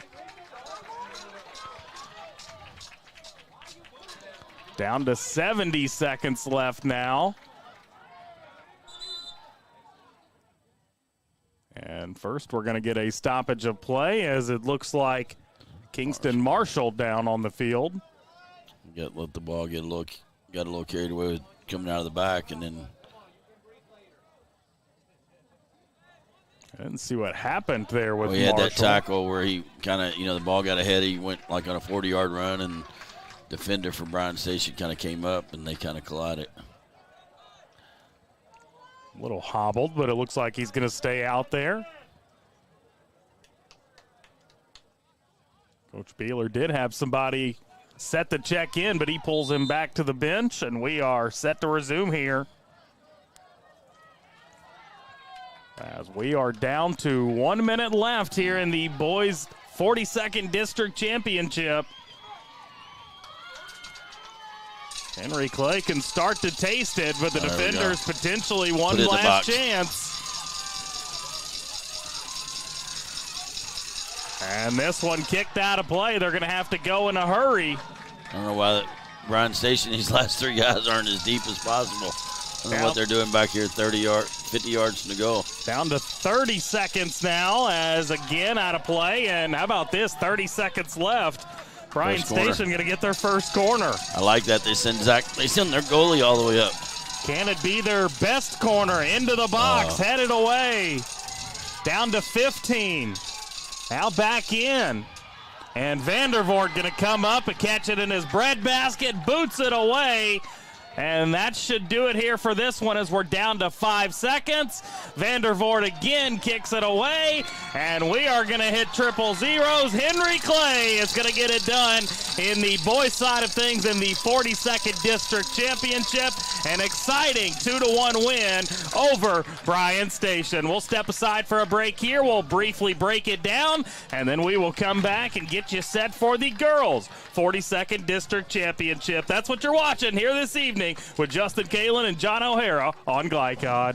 Fans here in Kentucky of great savings at Cartown Kia. Right now, you can score game-winning savings on new Kia Seltos and Kia K4. Your choice, just $222 a month. Our team is here for your team at Cartown Kia and CartownKiaUSA.com.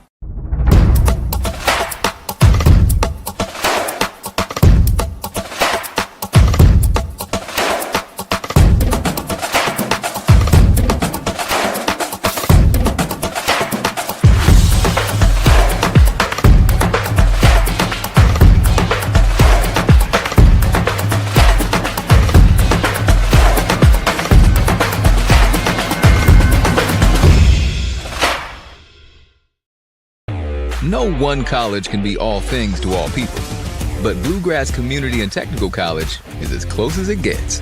We're affordable, like you've got a great chance to graduate with little to no debt. Affordable, flexible, with in-person, online, and hybrid programs. And you can easily transfer your credits to continue on to a 4-year university.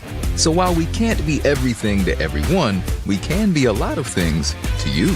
Learn more at bluegrass.kctcs.edu. Listen up. In a world overwhelmed by noise, we live life on simpler terms. Our terms. No agendas, no drama. Our road, our rules. Let's ride. With Fast Signs, see the visual possibility in your business. See it in lights and flags, on a van, in metal, on the floor, in color. With signs and graphics, you can say anything, do anything, be anything. So make your statement. With your masterful team of visual marketing experts, anything is possible. Fast Signs. Make your statement. Stuck on the road? Call Martin's Peterbilt Mobile Service. Our 24/7 commercial roadside service, truck and trailer repair, and warranty service will have you back on the road in no time. Call us 24 hours a day, 7 days a week. Martin's Peterbilt, keeping you rolling. Whether it's your first time or your latest, let Tim Rose find your dream home. Tim is a licensed real estate agent with Keller Williams Bluegrass Realty in Lexington. Tim is a seasoned and fair negotiator who's willing to go far and wide for clients all over Kentucky. Check out hashtag Tim Rose Sold across all social media where pricing matters. Tim Rose and Keller Williams Bluegrass Realty. Together, we do more. You're watching a special presentation on Glycod.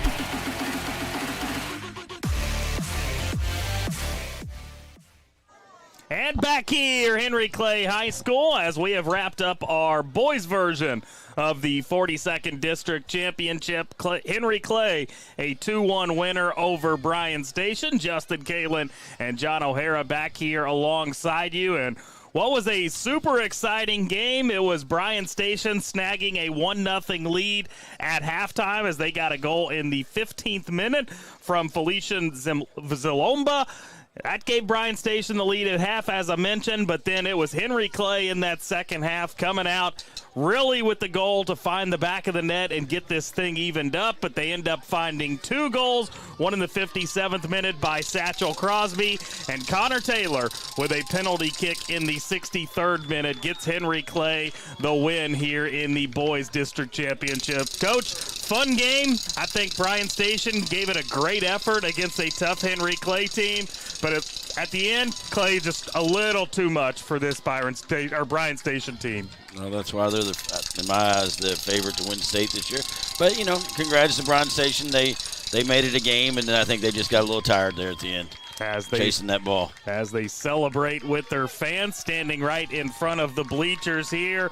Fans giving them a great round of applause as they get the district championship win for the 2nd straight year. And really impressive job tonight by them and that squad. But like I said, Bryan Station, now they're going to walk over and celebrate with their fans as well. But I think both of these teams could have some really good success within the Kentucky State Tournament moving forward, Coach. Yeah, I know whoever won a district, they're not going to want to see Bryan Station as a district runner-up. So I did get an update that Lafayette's up 3-0 on Lexington Catholic. I don't know if that game's final, but probably Lafayette's going to be your district winner in that district. Gotcha. All right. Well, we'll keep you updated if we do catch any scores throughout the rest of the night, as well as both of these teams will advance, and we will advance as well towards a commercial break. We'll come back on the other side, and we'll pick up the action with the girls' 42nd District Championship. Get you set for that game, as that's going to feature Henry Clay and Frederick Douglass. All that coming up for you here on the other side. Stick with us. 42nd District Championship night here on Glycod. New recruit, take advantage of our apprenticeship program. Come out of our 4-year course debt-free. With health insurance, a guaranteed pension, a degree, and an electrical license. 3 words I'd use to describe the apprenticeship are opportunity, skillful, educational, solid career path, rewarding, beneficial, and a brotherhood. A life-changing opportunity. The cost of school is free. All your books are paid for. You go to school once every 2 weeks. All the other stuff is on-the-job training. The teachers here are great. They're all very, very knowledgeable. They're preparing you for what you're already seeing in the field. If you're struggling with something in school, sometimes your fellow students can help you work through that. Everyone's willing to help each other. It's like a big family. I love being a part of a union, something bigger than myself. This field is so vast. You can find something that you really love to do because there is so much you can do. I went from a job to a life-changing career. Power up your potential with the IBEW. Need a tow? Martin's Peterbilt Towing Service is here 24/7. Based in London and Pikeville, we will travel to you. Commercial trucks and trailers, no job too big. Call us 24 hours a day, 7 days a week. Martin's Peterbilt, keeping you rolling. We're here to hear what's on your mind. Take this time to talk and get it right. You know I'll be there all your life. When you need me, I'll be by your side. Little everyday conversations about the dangers of underage drinking can make a big difference in a child's life. Talk, they hear you. Whether it's your first time or your latest, let Tim Rose find your dream home. Tim is a licensed real estate agent with Keller Williams Bluegrass Realty in Lexington. Tim is a seasoned and fair negotiator who's willing to go far and wide for clients all over Kentucky. Check out hashtag Tim Rose Sold across all social media where pricing matters. Tim Rose and Keller Williams Bluegrass Realty. Together, we do more. Are you an HVAC and refrigeration tech looking for new opportunities? Tech24 is your single source for commercial HVAC, refrigeration, and kitchen equipment maintenance all across the country. We have exciting career opportunities with great pay and benefits in your area. To learn more, contact Brad at 864-549-8344 and check us out on the web at mytech24.com. 864-549-8344. Listen up. In a world overwhelmed by noise, we live life on simpler terms. Our terms. No agendas, no drama. Our road, our rules. Let's ride. You're watching a special presentation on Glycod.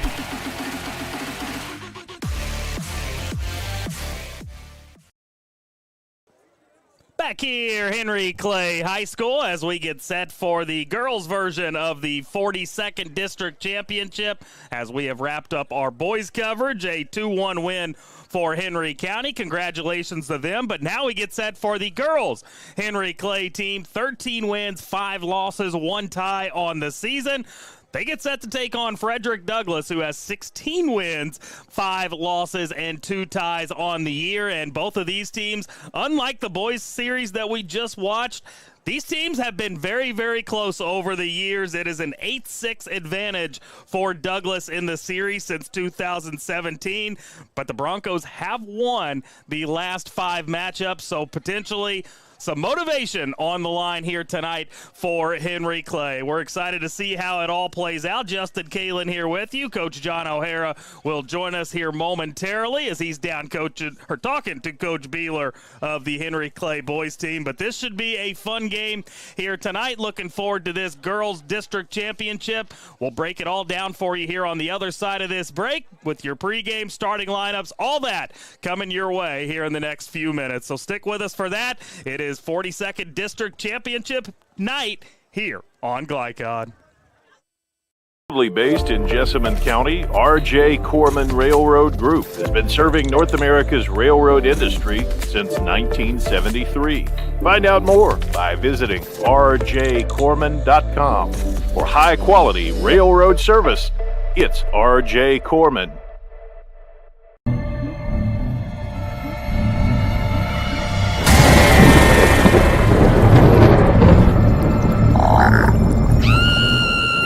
Central Kentucky, don't be afraid of your pool water. Talk to the experts at Suntine Pools, your BioGuard dealer. For over 50 years, our reputation has made us the company of choice for all your pool needs. Visit our store for a full line of BioGuard products, equipment, and accessories. Have your swimming pool sparkling in no time. Visit Suntine Pools today. Can one college be all things to all people? Bluegrass Community and Technical College can. Learn more at bluegrass.kctcs.edu. Home of excellent service, support, and satisfaction, Lexington Outdoor Power Equipment is your one-stop mower shop. Family owned since 1985, Lexington Outdoor offers top brands like Husqvarna, Toro, Grasshopper, and Echo. Plus, free pickup and delivery. Located just 2 miles west of Douglass High School, they're open weekdays and most Saturday mornings. For more info, stop in or visit their website at lexoutdoorpower.com. Lexington Outdoor Power Equipment, the right equipment for the right job. The Martin family has been in the trucking industry for over 3 generations. My grandfather started this company selling salvage parts in the 1960s, and we're celebrating over 20 years as a Peterbilt dealer. Although we've grown and changed over the years, our focus has always been on you. We get it. When your truck's down, you're not making money. That's why we keep thousands of quality parts in stock so you can get back on the road as soon as possible. At Martin's Peterbilt, relationships matter, and that's why we've been around for generations. Come see us. You're watching a special presentation on Glycod.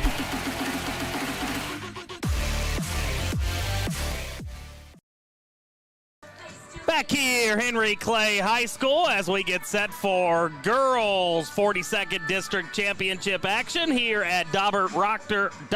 Robert J. Bell Stadium on the campus of Henry Clay High School, and what should be a fun evening of girls soccer. These two teams met up in the district championship a season ago, Henry Clay and Frederick Douglass, and they played to a 1-0 ball game. Frederick Douglass, the district winner a season ago, so we'll see if Henry Clay can get some advantage here tonight. Justin Kalen back here with you. Let's take a look at the Blue Devils of Henry Clay. I mentioned 13-5-1 on the season. They come into this one with a 2-match win streak, both of those games being shutouts. It was a 3-0 loss at Dunbar on Monday, September 29th was their last loss, and obviously with them playing in this championship game, they have qualified for the regional tournament, and they are going for their 42nd district title. Her first 42nd district title, since 2022 here in this one. Head coach Miss Hayden Warren in her 4th season, 31 wins, 33 losses, and 7 ties, as we'll see if her squad can get it done here tonight in this one. And then on the other side of things, Frederick Douglass, the highest rated team in this field, they come into this game 16-5-2. They were 4-0 against 42nd district opponents this season. They come in with an impressive 14-match winning streak since a 4-3 loss to Brentwood, a school out of Tennessee, on August 24th. That game was in Gatlinburg.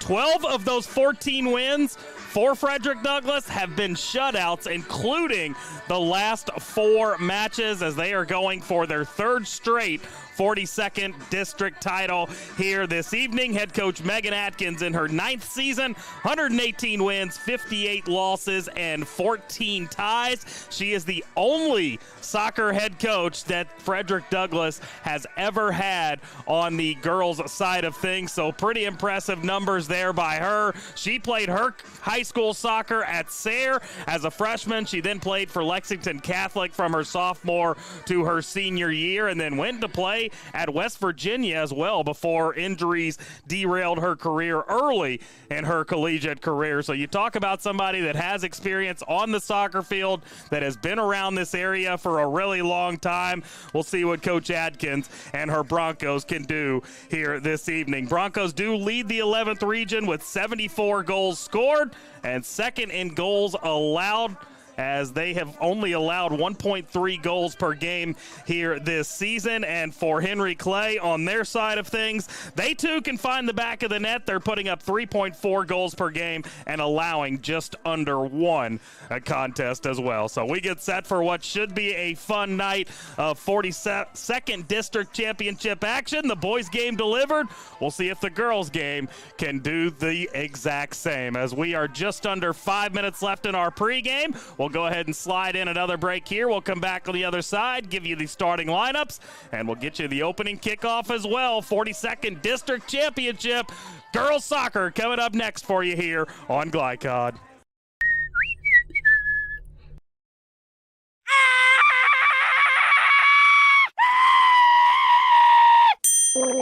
Leaves and other dirt and grime are no match against the experts at Sunshine Pools, your BioGuard dealer. Weekly service, computerized water testing, or just need advice. Our reputation has made us the company of choice for all your pool needs. Visit us today for a full line of BioGuard swimming pool products. Sunshine Pools. Hey, who turned out the lights? Hello? First responders do the incredible. They help save lives. And so can you. By donating at CSL Plasma. Your plasma donation can help create 24 critical life-saving medicines. and you can be rewarded for your generosity. Every plasma donation can do so much for so many. Do the amazing. Help save lives. Donate plasma today at your local CSL Plasma Center. For any of your window, door, and siding needs, contact the team at Elite Building Products. Their factory-certified, licensed, and insured contractors have been installing energy-efficient windows and doors for over 30 years. They also offer energy tax credits and military veteran discounts. Locally owned and open weekdays at 242 Wilson Drive, just off of the 27 bypass. For a free estimate, call 859-887-2440. Elite Building Products. We're big fans here in Kentucky of great savings at Cartown Kia. Score 1.9% financing on select new Kia models like 2026 Kia Sportage. Or win with 0% on 2025 Kia Sorento and Sportage. Our team is here for your team at Cartown Kia. With fast signs, see the visual possibility in your business. See it in lights and flags, on a van, in metal, on the floor, in color. With signs and graphics, you can say anything, do anything, be anything. So make your statement. With your masterful team of visual marketing experts, anything is possible. Fast Signs. Make your statement.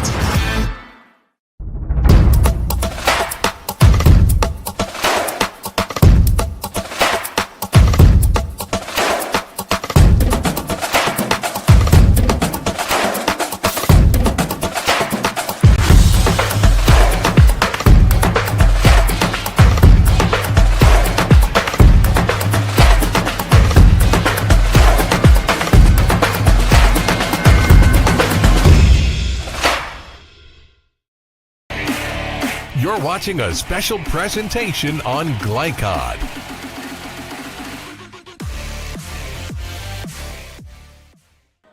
Back here, Henry Clay High School, as we are just about set for 42nd District Championship action here on the girls' side of things. Henry Clay, 13-5-1 on the season, set to do battle with the Broncos of Frederick Douglass, 16-5-2. On the season is Frederick Douglass, as both teams making their way out for the pregame handshake. Justin Kalen back here with you. Coach John O'Hara should be back any moment. He was down there, I know, talking to Coach Beeler of the Henry Clay boys team, so we'll see what he comes back with here when he joined us back in the booth. But there you get a look at both teams out on the field. Henry Clay will be in their white uniforms here this evening. Frederick Douglass with the green uniforms, the all green, including those socks as well. So nice and easy to differentiate between the two teams here this evening. But let's go ahead and take a look at your starting lineups. First, for Henry Clay, back in goal, they're going to start Emerson Handler. She is a 5'6" senior. Number 4, Adrian Reed, a 5'5" junior. Taylor Duncan is a 5'8" junior. Number 6, Callie Bowes, number 7, a 5'7" senior. Madeline McGuire, she wears number 8. She is a 5'5" junior. Kat Morgan wears number 11. She's a 5'5" freshman.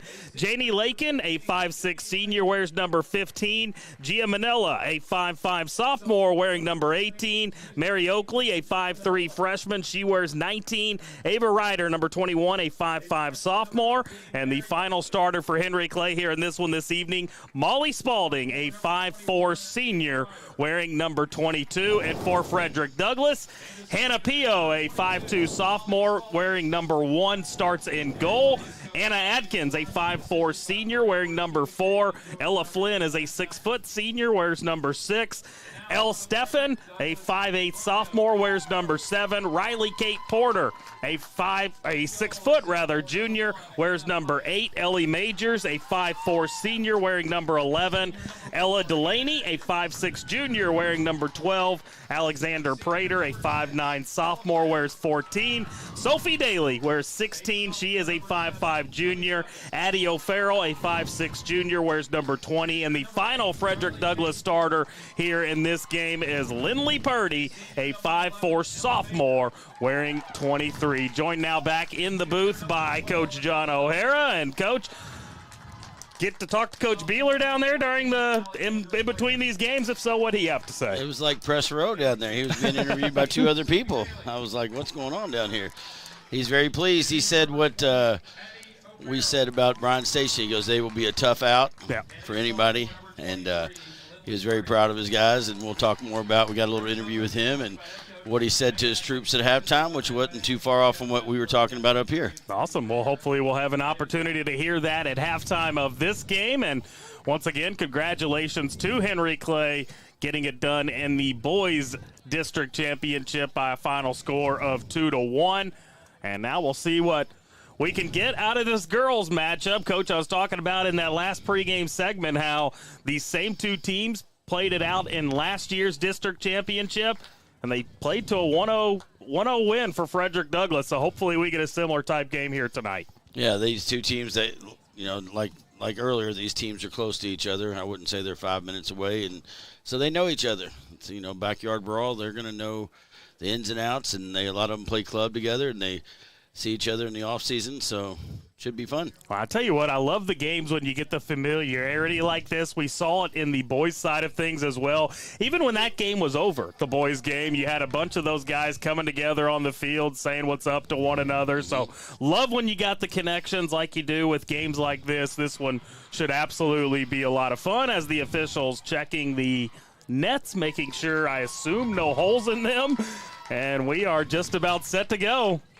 I told one of the refs, the guy that was in the center for the boys' game, I said, hey, we gave you a shout-out on the broadcast. Like seeing you guys not be the main attraction. Did he love that? He did. He goes, appreciate it.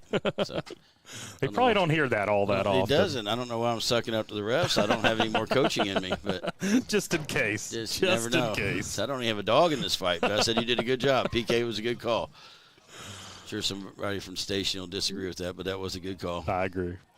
All right, well, let's see what this girls matchup has for us. As I mentioned, Frederick Douglass in the green uniforms, Henry Clay in the white uniforms as they make their way out there, and we are just about set to go. Looking forward to this one. Hopefully we get another great contest like we got in that boys game. And it will be Henry Clay starting it off with the ball here, and instant pressure by Frederick Douglass, who's going to attack him right away. And that is got to be tough to deal with mentally when you just get the ball off the midfield line and the other team's already sprinting at you as hard as they can. But Henry Clay settling down nicely and able to get it on their side of the field before losing it, but that ball kicked out of play. Sometimes these big fields seem to be a little more difficult for some of the girls' teams, but it looks like they're holding the spacing pretty well, so that's good to see. A quick throw in here. And taken away briefly, but tracking it down in the back here. Looked like Adrian Reed. And then sending this one up is Molly Spalding, but it lands right in the arms of Hannah Pio.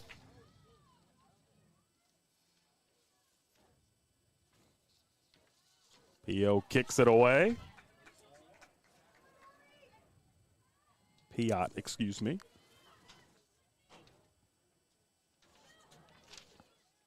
Just over a minute played here in this ball game. Mentioned the series during that pregame as well, Coach. 8-6 advantage for Frederick Douglass, so a lot closer than that last contest we saw, but it's been the Broncos winning the last 5. Yeah, they were a new school. Coach Atkins over there at Douglass, she's coached the team since the school opened. So she's built a nice little program over there. Clay trying to get it in, and another ball that Piot comes out to stop. Coach Warren at Henry Clay, she's in her 4th season after, I think, being over at Tates Creek a year or two. So she's got a lot of experience, and she's continued some of the traditions here at Henry Clay. Also spent some time as an assistant at Lexington Catholic. Yeah. As Clay looking a lot like we saw out of their boys team in that first game. Controlling possession here on their side of the field. Great through ball, but couldn't catch up to it. Good idea. Out of bounds for a goal kick for the Broncos. Now it'll be a goal kick here for Piot. Doesn't look like she's going to take it, though.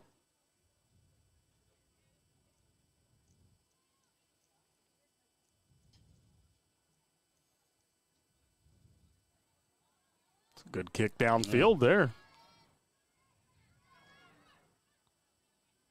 The Blue Devils coming away with it, but Callie Bowes gives that ball away. Henry Clay's trying to play with some possession. It's nice to see.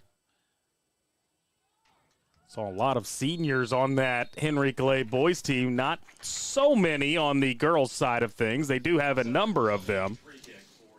A lot of underclassmen as well that contribute to this team that has had a fantastic season at 13-5-1.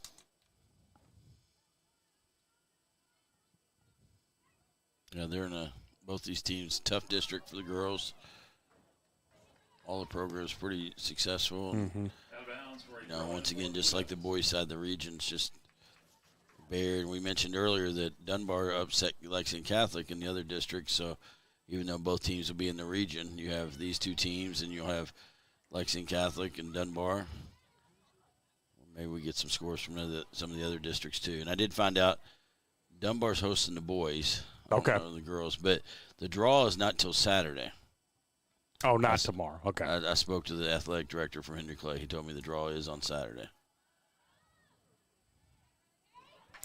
Let me ask you this, because I'm just curious. You played the semifinals a night ago. Does that have any bearing on these games, just playing back-to-back nights like that? It can be tough. Some teams have a little bit more depth. It helps them a little bit, but depends on how some of those games didn't push them too much, so shouldn't be too bad. Okay. They're used to playing. I mean, they get older, they play a little bit less, but they're used to playing 2 games in a day sometimes. Definitely back-to-back. When they go in their club teams, these showcases, they're playing 3 games in 3 days, so they can do it. By the way, it was a 5-0 win for Henry Clay in their semifinal over Bryan Station. And for Frederick Douglass, a 3-0 win over Sayre for them in their semifinal. So I don't think either team's totally exhausted.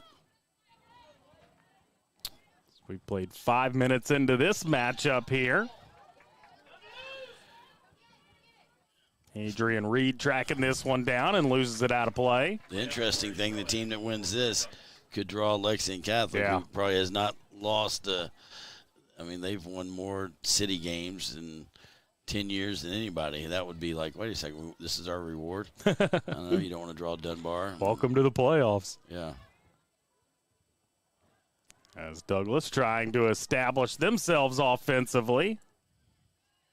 And a heavy dose of Henry Clay in the opening 6 or so minutes. And they're going to get rewarded with a throw in here as that ball out of play. Seem to be going down that left side a little bit, Henry Clay. Always hate that when that happens in the first half, but that just means the second half it'll be on our side of the field, which is nice. Hopefully. As another ball going out of play, will land with Frederick Douglass for a throw-in. Got that gold lettering and numbering on those jerseys. Not ideal for a broadcaster with those green jerseys, but we'll make it work.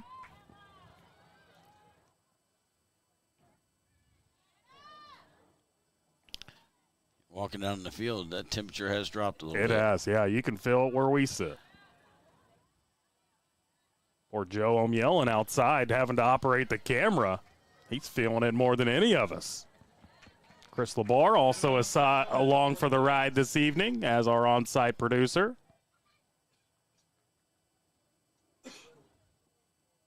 We played 7 minutes into this district championship.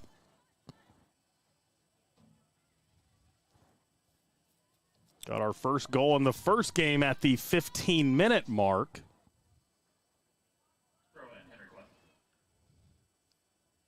As another Clay throw, or Douglas throw in.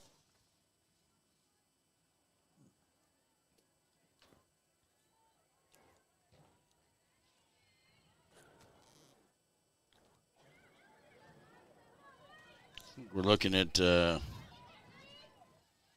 of the girls for these teams, some of their stats. There's some impressive ones. Yes.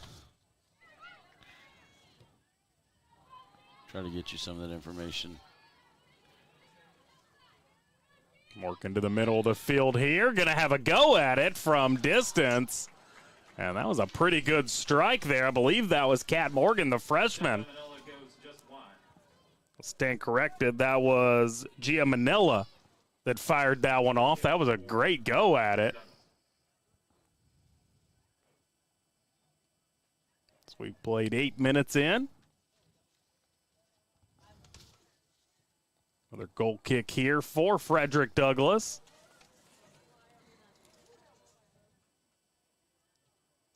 By the way, Piat this season has only allowed 8 goals. So pretty stout back there in net.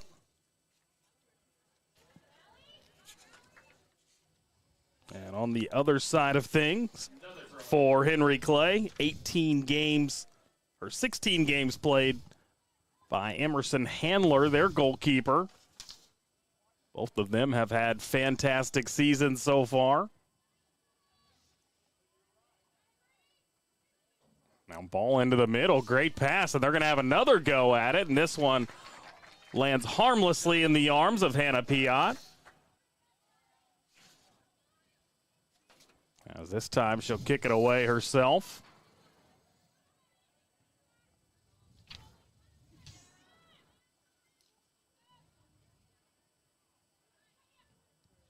Trying to work it up the left side here. That's Purdy in possession. Briefly lost it, but able to get it back. So now it's Sophie Daly running back to chase it down. Back to Purdy as it deflects off of a Henry Clay defender and out of play as we have nearly played 10 minutes into this first half. Pretty even so far. Yeah. Henry Clay might have had some better offensive threats, but they've definitely controlled the ball more. But Frederick Douglass has had a couple chances of their own. As Callie Bowes battling to keep possession alive and does. Now that's Anna Adkins winning it back for Frederick Douglass. Gonna work it to the middle here. Good hustle there to come up and get a body on that. But it remains with the Broncos streaking down the sideline here. That's El Stefan. Changes direction. Still send it into the middle. And that ball's still alive, Stefan, and they're going to have an opportunity here, and what a save by Handler, who had to dive off to her left and catches it cleanly. So we remain scoreless here, nearly 11 minutes in. Now we see why Stefan, being the sophomore, has 16 goals on the year and 6 assists. 16 goals in 21 games, pretty impressive. Only a sophomore. It's a pretty good speed there. Yeah. As a foul call here, we'll stop play briefly. Take another look at that shot on goal there, and the great save by Handler. The other girl running with her, Layla Hudspeth, is only a sophomore. She had 14 goals. Hudspeth did not get the start tonight. I found that interesting.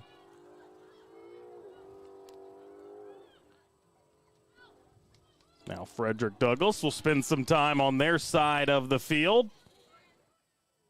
Taken away briefly by Henry Clay, and now they're going to have a run at it. Not too much defense back there for the Broncos, but they are able to get it back. Now here comes Henry Clay. She's going to look for a shot, I hope. Yes. And she does fire it in. That was close. That was close, Coach. Wow. That was Gia Manila again. That's the second shot she's fired from distance. As we'll take a look at that sketchy save again. But she made the stop. That's all that matters. Yep.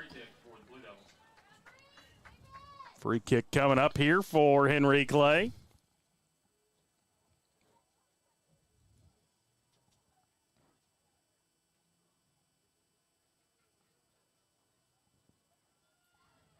I like that. She took a short pass. That's nice. Instead of just another shot taken by Callie Bowes goes right into the legs of one of her teammates. Ouch. A little friendly fire there. It's never good. It's not. As booting this ball out of play is Frederick Douglass. 13 minutes into this first half.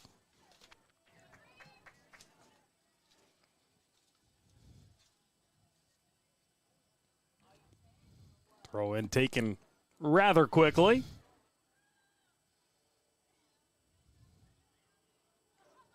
Work it to the opposite side of the field here. A nice little cheeky drop off there. You work cheeky into the broadcast. I like that. You've been doing the research. If I'm calling a soccer game, man, I tell you. I've got the goal to sneak in cheeky at least once. Oh, I'd like it. Our listeners like that.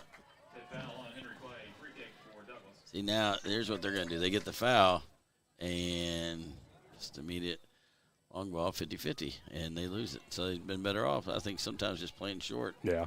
Playing possession, but everybody argues for a foul, and then they get it, and they just turn it over.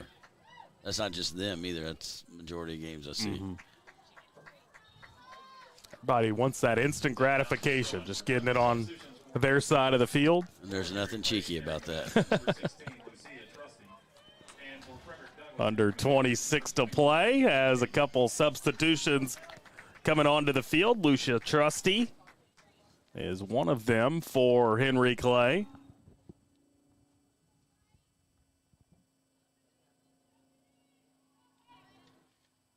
Now the Broncos will try to take a little possession time of their own, but they give it right away. Good job clearing that out there by the Blue Devils.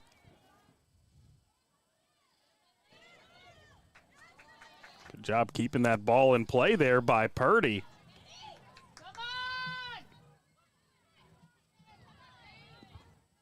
Kennedy Hayden, a 5'4" freshman wearing number 21, is the one that came onto the field for Frederick Douglass at that last possession, or substitution rather. Still looking for our first score 15 minutes into this game. Justin Caitlin, John O'Hara on the call for you here tonight. This is right about the time we saw the first goal on the boys' side of things.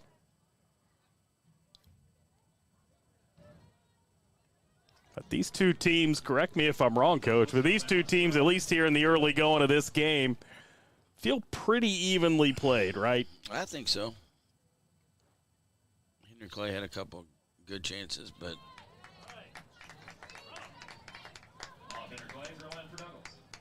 now the throw-in coming up for Purdy.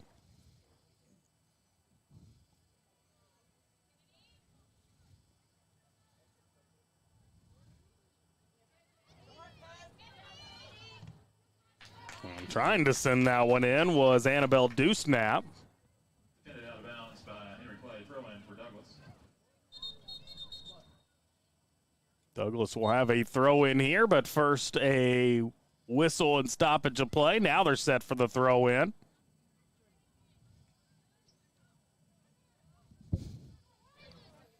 Back in possession with Purdy. She sends it in. Now Dewsnap runs back to track that thing down. Back with Riley Kate Porter, whose teammate can't handle it, but they're able to win it right back. Good hustle there. Like we've spent a lot of time in the middle of the field here in the first 17 minutes or so. Now a good opportunity for Henry Clay.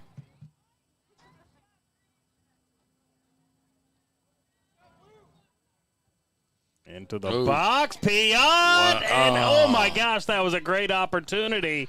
Right on the doorstep. And now Manila, well, no, she'll take the shot. She's already proved that twice. Instead goes into the middle where it's unable to be caught cleanly. But now Molly Spalding gets past the defender. She'll send it over. Great kick. Great pass over to a teammate. Wow. Give Molly Spalding the assist there. They are mobbing the goal scorer, so we'll have to wait and see who that was. Scored by number 19, Mary Oakley. It was Mary Oakley, the goal scorer, but, Coach, that was all set up by the pass from Molly Spalding as we get another look at it here on replay. We need to keep that assist running on rewind. I wish more players would watch things like that. No doubt. Very unselfish and played it where her teammate had a chance to do something with it right across. That's Oakley's 19th goal maybe on the year. So I think she's their leading goal scorer. So she's got, my stats are right, 19 goals in 20 games maybe. And just a freshman as well, so how about that? Yeah. Like we said, that assist was huge. Yeah, that was a beautiful ball. Played with some pace, but right across, she didn't even hesitate. You know, she started from, like, the back a little bit defensively and took that ball and went instantly on attack. That was great. Well-deserved goal there for the Blue Devils. Well, they take a 1-0 lead, and weird to look up at that scoreboard and see that the guests are winning 1-0 when they're playing on their home field, but with Frederick Douglass being the higher-seeded team. Don't see that every day. There's a free kick coming up here for Frederick Douglass.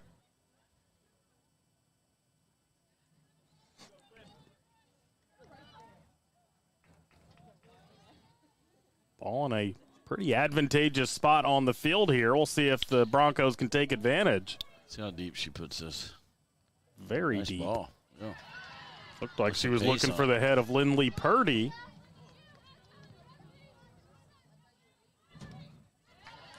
And then deflected off of Henry Clay out of bounds. That was Trusty who that ball went off of, a sophomore.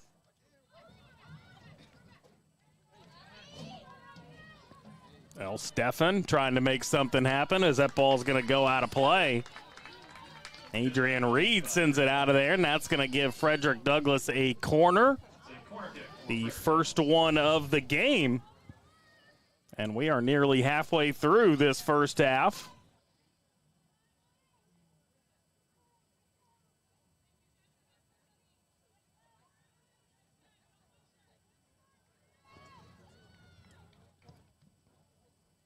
Do get it in as it's headed away. Now another ball sent in. See if this can find the head of her teammate, and it does, but Handler comes out of her net to get that one and makes the save.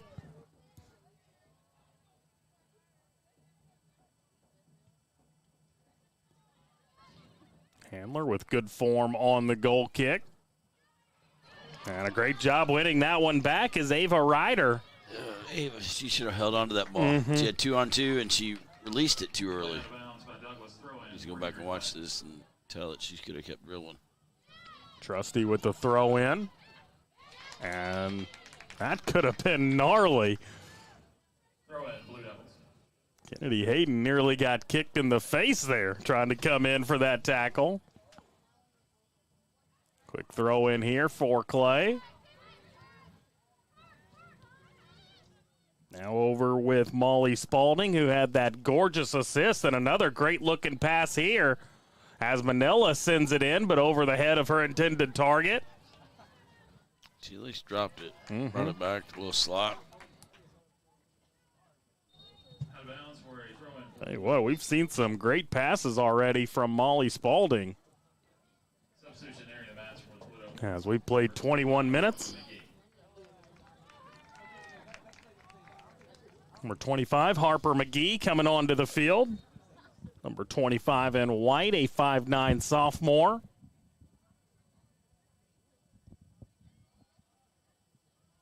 Henry Clay leading 1-0. Courtesy of a Mary Oakley goal.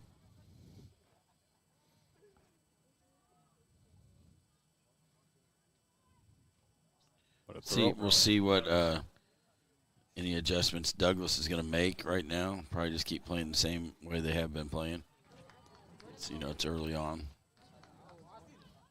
But I definitely don't think they want to go down 2 goals to this Henry Clay team. Well, like we mentioned, this is a Douglas team that has dominated Henry Clay the last handful of matches, winners of 5 straight. As this shot off to the left of the goal.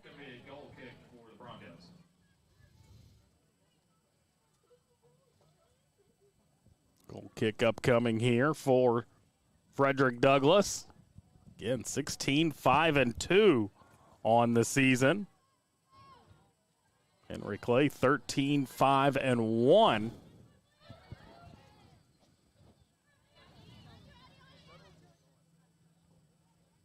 Tracking this one down and sending it out of bounds is Purdy.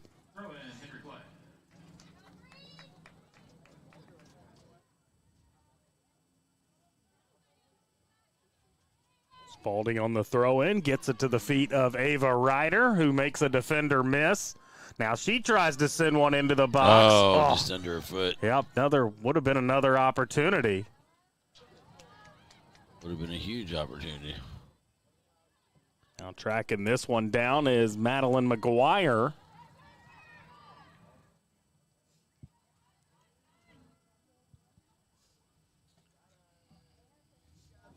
Ooh, she's got it. Oh, she's so offside. She didn't even know. I was wondering. I was like, I know the ref has to wait, but it seemed a delay. I'm over here in the corner. It's about 5 yards offsides. I guess if she doesn't touch it, it's not technically offsides, is it? That is true.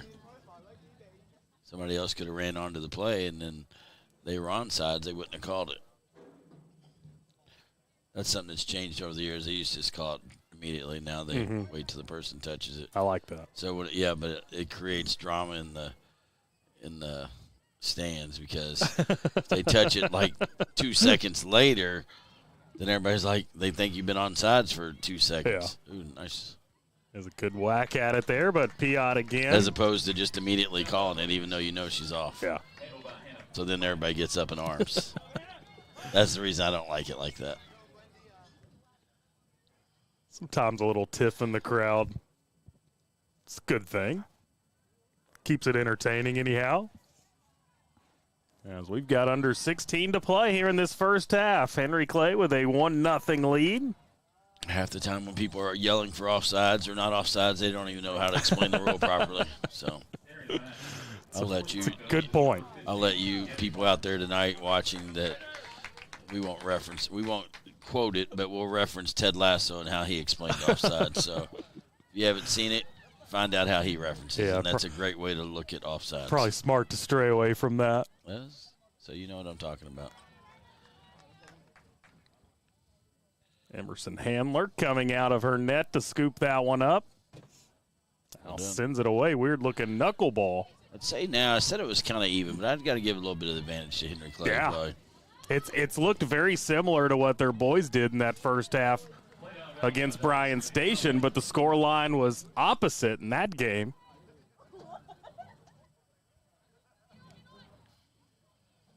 Quick throw in. Looks like a player staying down, at least briefly, was Ava Ryder.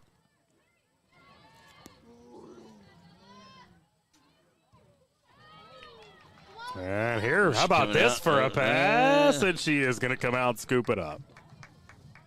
Good decision there by Piot.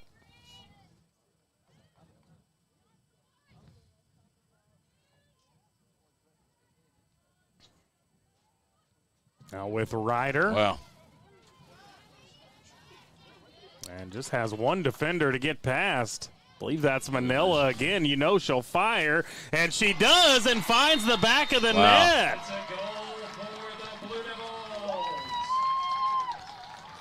No assist on that. That's just a good individual effort.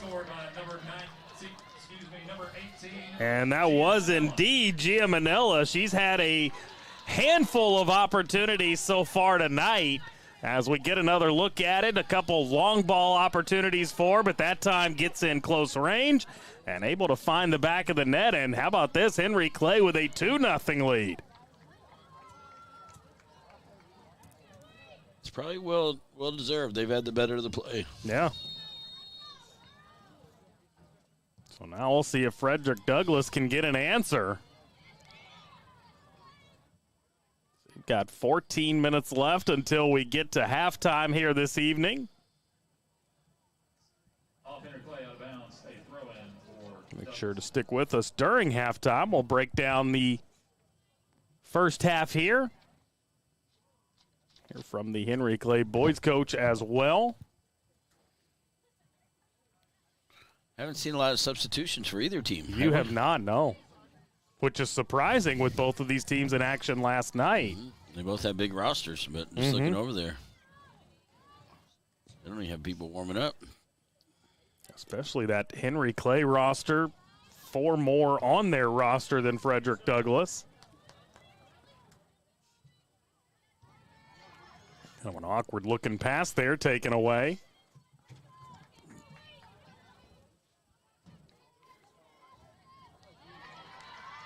Well, Stephan unable to keep possession, and now potentially another run here for Henry Clay, but a good defensive effort as it's knocked away. Like it was Madeline, or not, Riley Kate Porter, rather, knocking that away.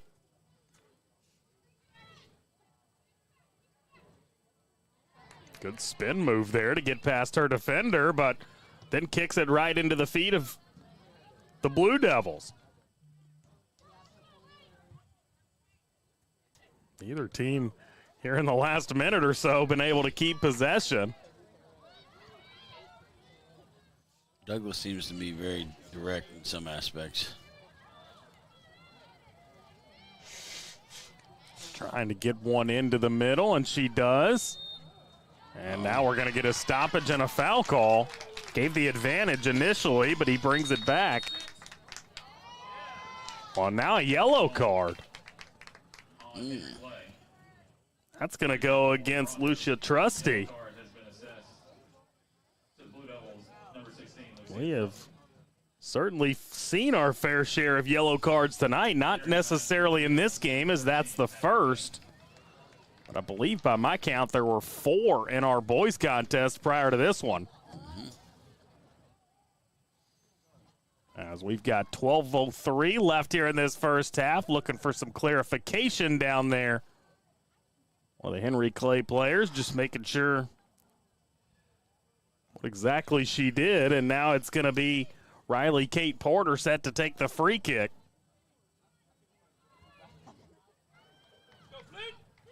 Wearing those bright yellow shoes.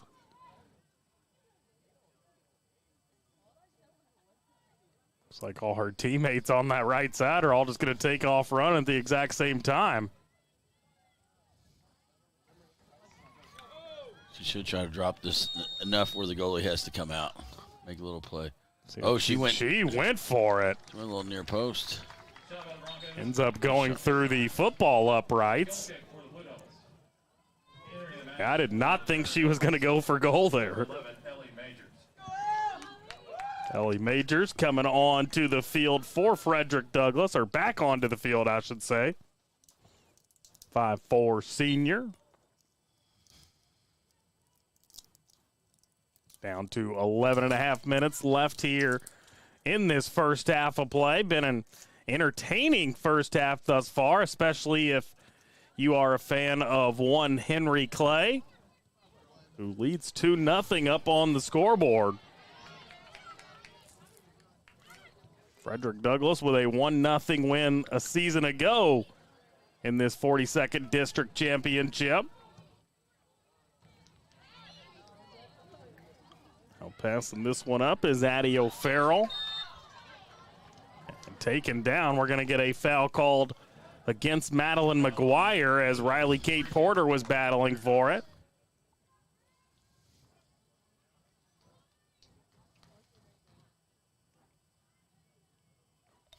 And Porter She will needs to put this probably right on the 6.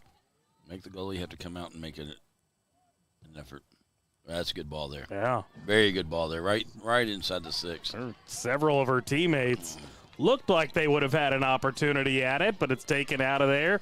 And now a streak up the left side. Good run here on the counter.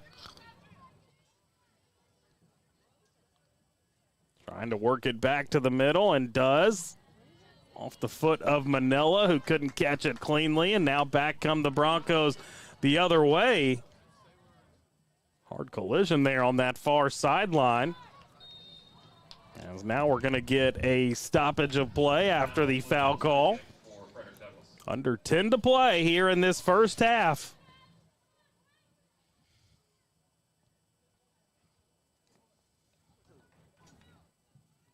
Douglas set the take back over here.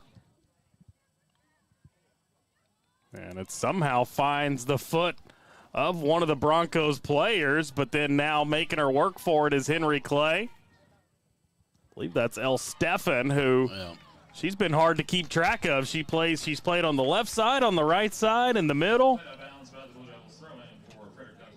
The throw in coming up here.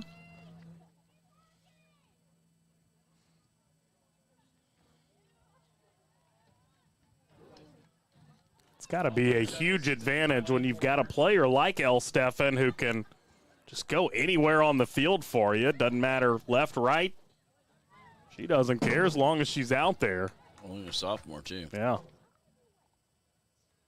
Another throw in for the Blue Devils. Clay back in possession here, leading by 2 goals. Trying to work it up that left side, but it takes a bounce out of play.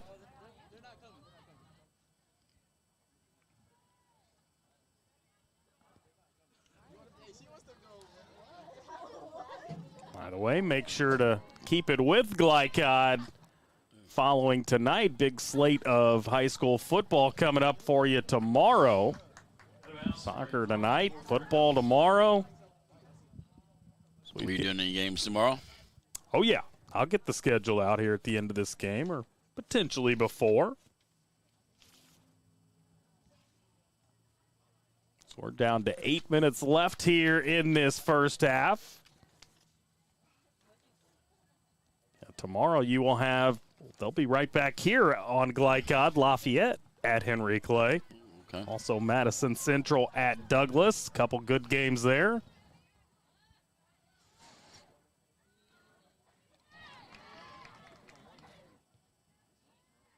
Speaking of Frederick Douglass, their girls trailing 2-0 here in this game with 7.5 minutes left in this first half. See if they can't find a goal before halftime.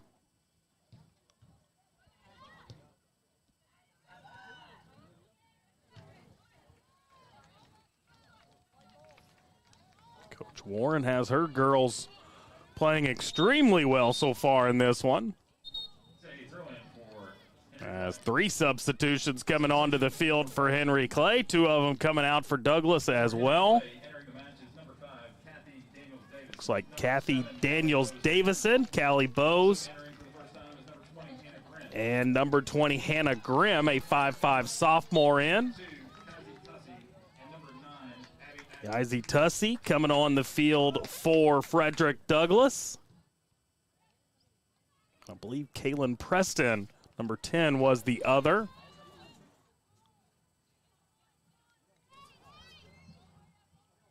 I mean, pretty impressive half for Henry Clay, no doubt about it, with that 2-0 lead. But it's been more than that, Coach. It's been the possession for them. They have really controlled the ball a good chunk of this first half.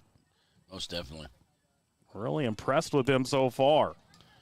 I think if they could get a third goal, that might be that might do it, even though it's so much time left. I don't know if they'd give up 4 goals to Douglas. I mean, anything's possible, though. Absolutely. Now a good streak down the field here is Hannah Grimm. Newly into the game, trying the through ball there, was looking to get it, looks like to Abigail Boone.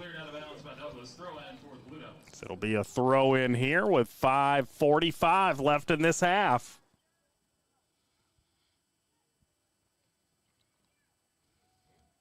So it'll be a goal kick here. Still just the one corner so far in this first half.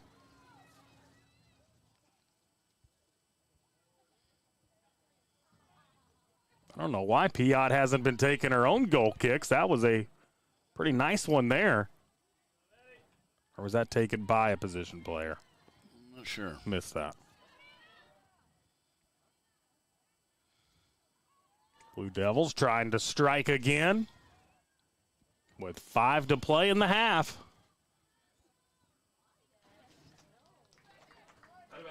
And out of bounds, so Douglas with a throw in here.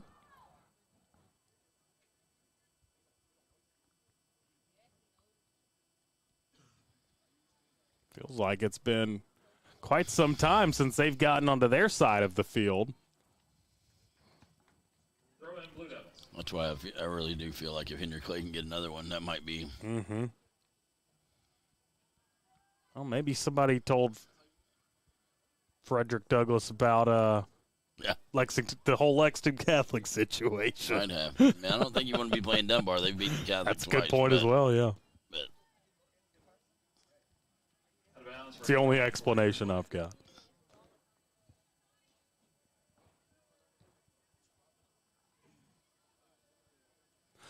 As Clay continuing to possess the football.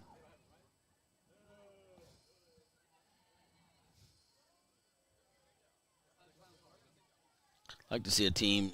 Douglas needs to try to string some passes together. Yeah. They haven't been as fortunate. Passing definitely has not been as crisp as you would like.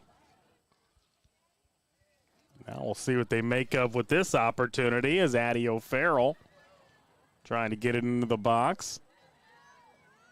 And once again, taken away.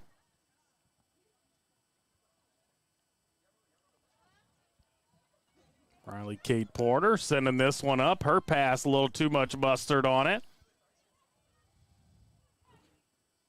Abby Atkinson, a 5'4" freshman newly into the game.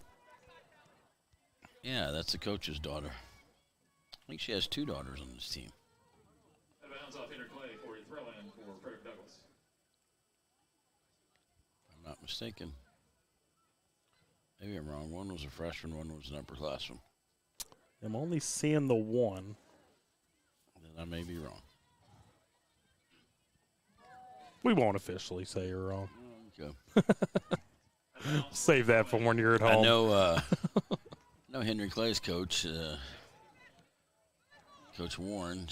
Her stepdaughter is one of the top players in the city. Plays for Paul Lawrence Dunbar, Kennedy Morgan. How does that happen? Well, we don't. That's. But she's a really good player, and I'm sure they could have a fun household tonight with 2 victories. Sure. See what Clay does here with just over 2 minutes left in the half. Feel like either way, if we get another goal in this half, no matter who it's from, it's going to be a massive story, part of the story of this game. Entering the match for the Blue Devils is number 11, Kat Morgan. Kat Morgan back out onto the field, the freshman for Clay.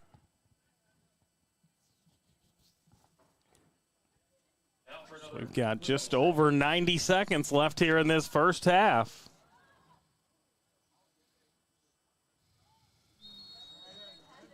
And they call there. I'm all offsides. For the Broncos.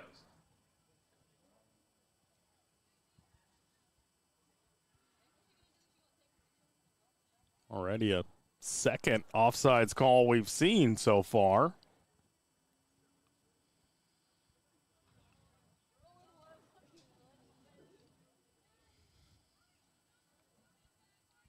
Down to a minute left here in the half.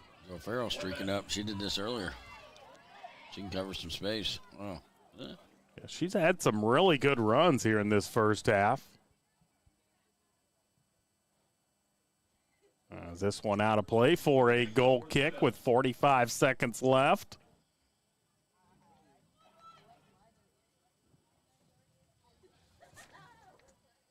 I think if you're Coach Warren, this is a dream score line to take into half. No question.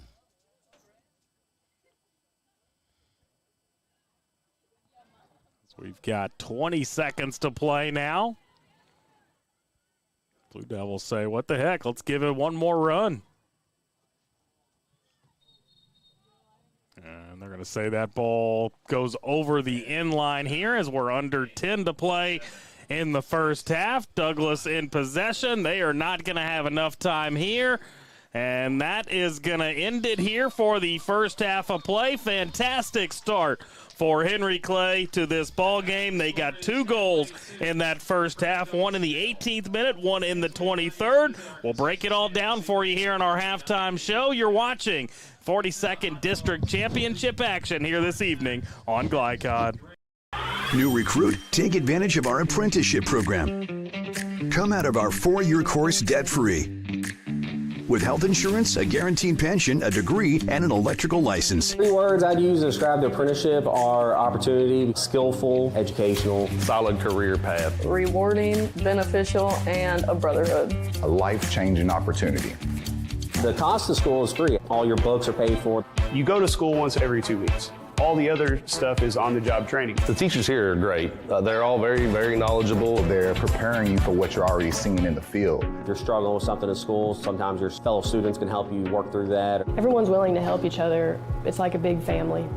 I love being a part of a union, something bigger than myself. This field is so vast. You can find something that you really love to do because there is so much you can do. I went from a job to a life-changing career. Power up your potential with the IBEW. Need a tow? Martin's Peterbilt Towing Service is here 24/7. Based in London and Pikeville, we will travel to you. Commercial trucks and trailers, no job too big. Call us 24 hours a day, 7 days a week. Martin's Peterbilt, keeping you rolling. We're here to hear what's on your mind. Take this time to talk and get it right. You know I'll be there all your life. When you need me, I'll be by your side. Little everyday conversations about the dangers of underage drinking can make a big difference in a child's life. Talk, they hear you. Whether it's your first time or your latest, let Tim Rose find your dream home. Tim is a licensed real estate agent with Keller Williams Bluegrass Realty in Lexington. Tim is a seasoned and fair negotiator who's willing to go far and wide for clients all over Kentucky. Check out hashtag Tim Rose Sold across all social media where pricing matters. Tim Rose and Keller Williams Bluegrass Realty. Together, we do more. Are you an HVAC and refrigeration tech looking for new opportunities? Tech 24 is your single source for commercial HVAC, refrigeration, and kitchen equipment maintenance all across the country. We have exciting career opportunities with great pay and benefits in your area. To learn more, contact Brad at 864-549-8344 and check us out on the web at mytech24.com. 864-549-8344. Listen up. In a world overwhelmed by noise, we live life on simpler terms. Our terms. No agendas, no drama. Our road, our rules. Let's ride. You're watching a special presentation on Glycod.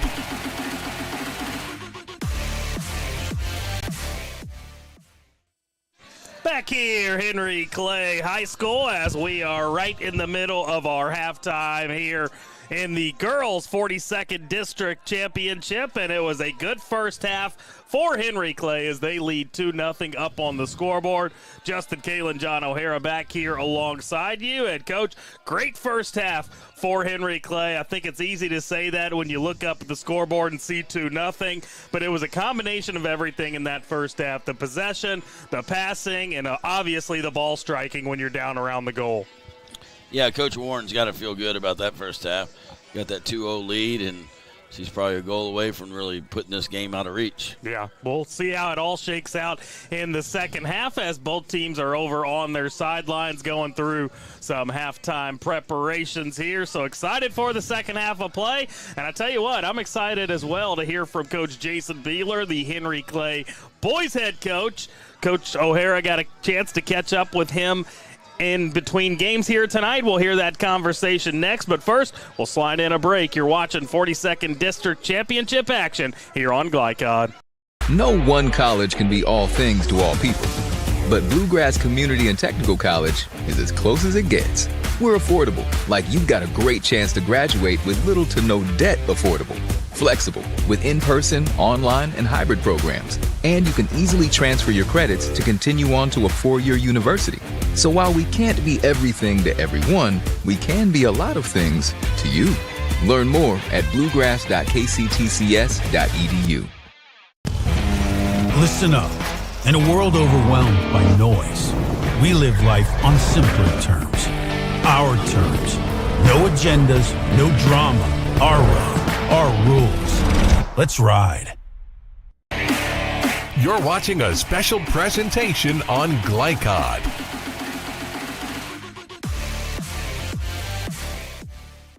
Back here, Henry Clay High School, 42nd District Championship action here this evening. The girls with a 2-0 scoreline here at half. And I tell you what, Coach O'Hara got a chance to catch up with Coach Jason Beeler of the Henry County boys team, who were victorious in the first game over Bryan Station by a final score of 2-1.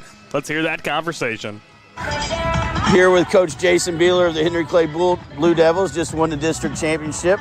Coach, congrats. It seems like the norm for you these days, just winning tournament after tournament.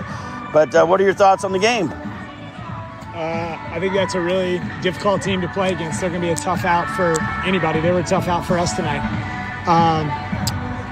Really hardworking, disciplined, defensively very good, and dangerous on the counterattack, which is how they got one on us early. I think, we learned to not take anybody for granted. It's probably been tough for your team this year because you've had a bunch of games where you're always going to be the favorite. But I agree with you. They're going to be a tough out. Bryan Station will be a tough out for somebody. Kind of curious what you said to your team at halftime, being down 1-0. I had a prediction up there, so I want to see how far I was off of my prediction. What you said to your team. What I said to them is you got to clean your shorts out. Like, stop freaking out and, just relax. We have gotten in the mode where a lot of teenagers do. They think that as soon as things go wrong, they got to revert to their natural state, which is I got to do it all myself. I got to dribble. We preached principles all year, pass and move, let the ball do the work.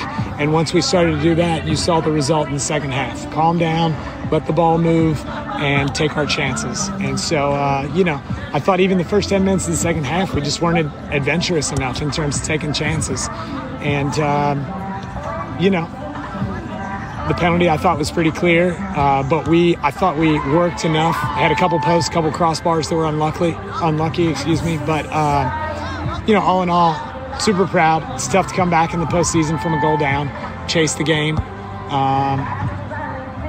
yeah, I don't know if my comment had something about cleaning your shorts out. But I would say I'd say it was probably like.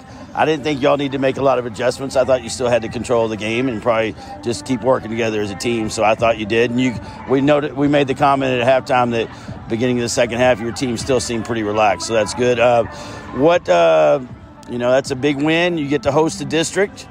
First round of region. Yeah. First misspoke there. Do you know where the regional tournament's being held? It's at Dunbar. It's at Dunbar this year. Okay, so you got the draw will be tomorrow, I believe. Yeah. And I just heard that I think Lafayette won 3-0 over Lexington Catholic. So that's always a big turn for the draw. What are you expecting going forward? I mean, you're going to be the heavy favorite. Well, I always draw the 43rd district, so I expect we'll play Lexington Catholic in the first game. Well, if your athletic director does a good job tomorrow, he'll get you a good draw.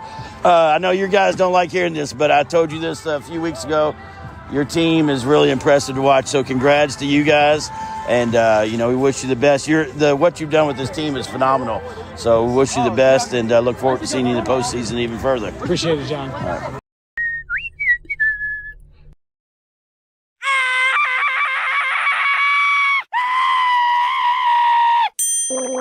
Leaves and other dirt and grime are no match against the experts at Sunshine Pools, your BioGuard dealer. Weekly service, computerized water testing, or just need advice. Our reputation has made us the company of choice for all your pool needs. Visit us today for a full line of BioGuard swimming pool products. Sunshine Pools. Hey, who turned out the lights? Hello? Listen up. In a world overwhelmed by noise, we live life on simpler terms. Our terms. No agendas, no drama. Our road, our rules. Let's ride. You're watching a special presentation on Glycod.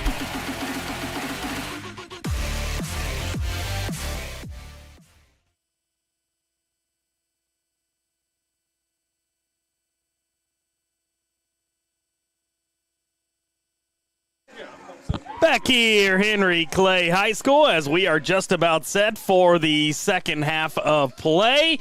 A 2-0 lead for Henry Clay here in this 42nd District Championship.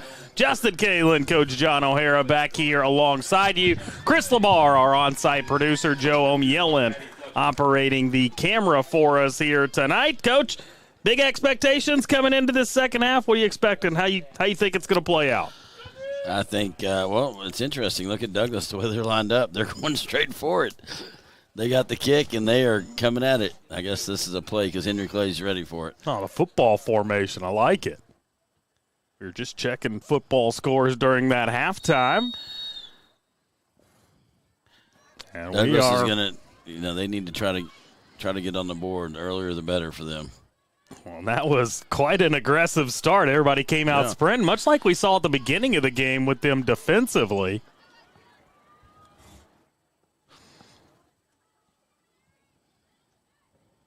As they take down here. And they're going to blow the whistle and bring it back. If you are Coach Hayden Warren with Henry Clay, what did you tell your team during halftime there? I would tell them not to settle back, not take anything for granted. And, we got 40 minutes, and we come out with if we can win the second half or tie the second half, we're district champs. And I would be shocked if they take their foot off the gas right now. No reason to. Good ball in here. That's going to go a little long. How about Coach Atkins? What's she saying to her squad? I'd say, maybe they had to regroup a little bit. They're down. They know they got a big mountain to climb. And they can't get it all back at once, so let's break the game up into some segments. The first 10 minutes, let's see what we can do, at least get some pressure, create some opportunities.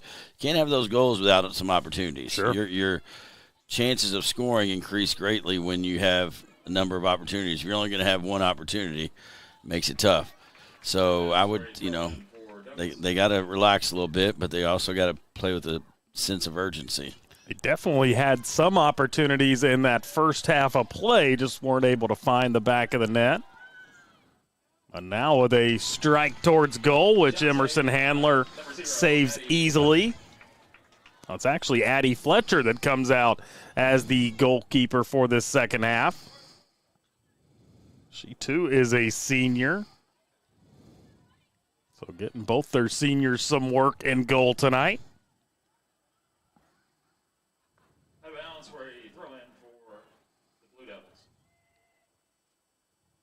Henry Clay throw in here on that far side of the field.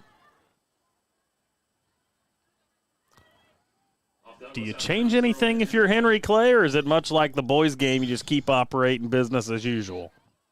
I think, everybody's got different strategies. Just like in every sport, you got some defensive-minded coaches, offensive-minded coaches. Me personally, I would just be like, hey, we get another goal, I think this game's completely over. Mm-hmm. That's just how I think. That could backfire on you. You leave yourself exposed, and then, I always found it's easier to score goals when you have the ball at your offensive end of the field. And people worry about a bad call or a PK against them. I'm like, well, if you keep the ball at the other end, you're not going to get a PK called against you. I can tell you that much. People might laugh and think these are stupid comments, but, hey, it's the truth. Yeah. Played 3 minutes into this second half. They throw in for Douglas. Saw the boys of Henry Clay win the 42nd District Championship prior to this game. The girls trying to not let those boys go to school with bragging rights tomorrow. They want to be part of the party as well.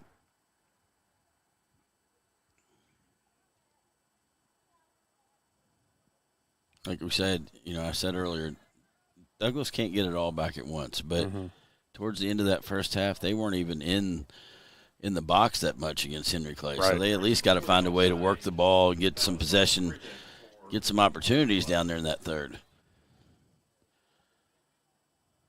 Free kick coming up here for Clay. Temperature dropping precipitously. A lot of standing, and she's going to play this ball long. That's a 50-50 ball. Well, good job by Henry Clay winning that. Oh, ball goes out of play. Shot by Bose goes high. It's going to be a goal kick. Temperature down to 52, was in the mid to upper 60s when we got things underway for the boys' game.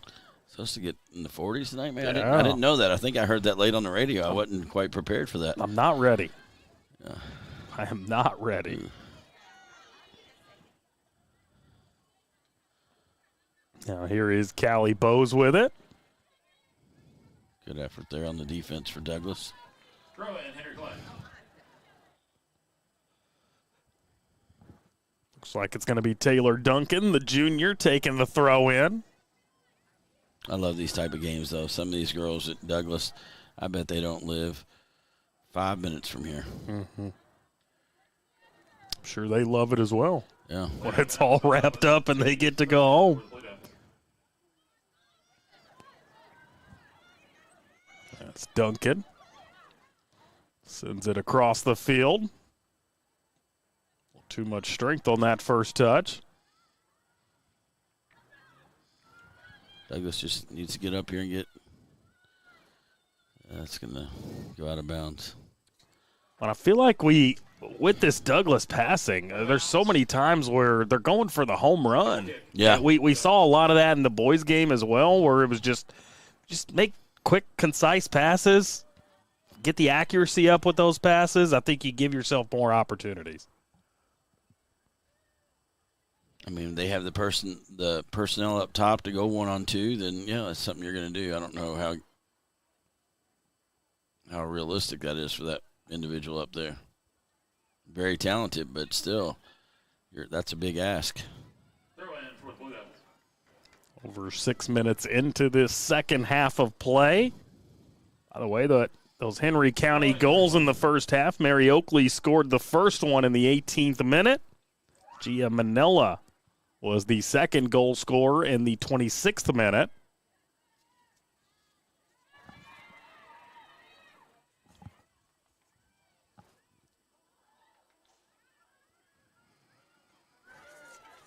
Henry Clay, okay. Thanks for correcting me there, Coach.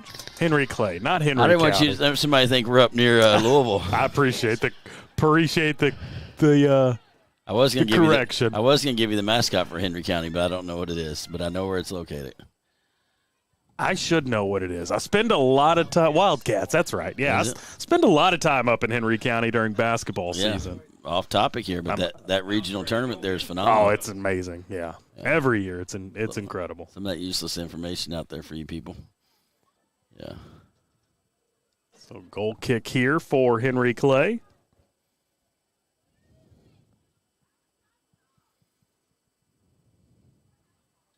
What did we decide? Douglas, they have one corner kick that half? Is that right? Yeah, that was the only one. Pretty wild. You see 9 of them in the boys' game. Granted, all of them were taken by Henry Clay. Yeah.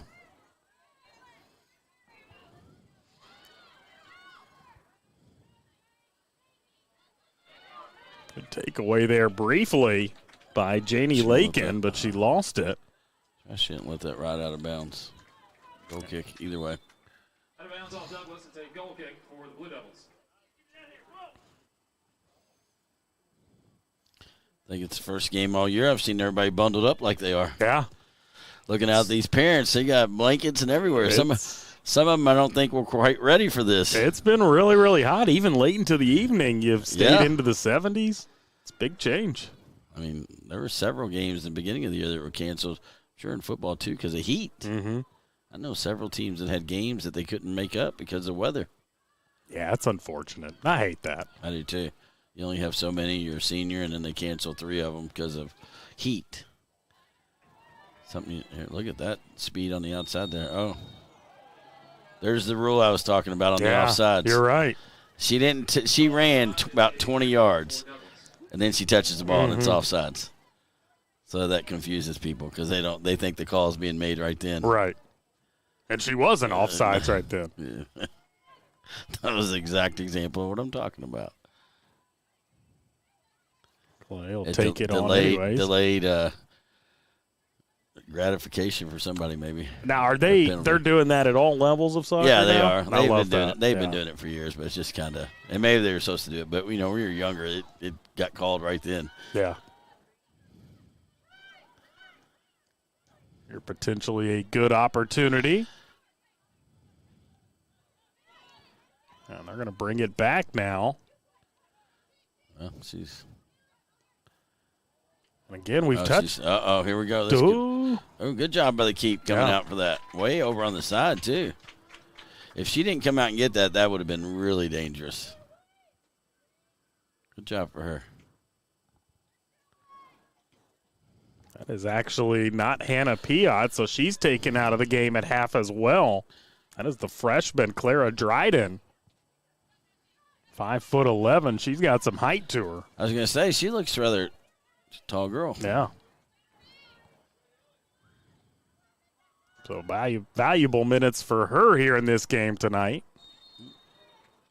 As foul called in the middle of the field with just over 10 minutes gone through this second half. Justin Galen, John O'Hara on the call for you this evening. A 2-0 Henry Clay lead as it stands now.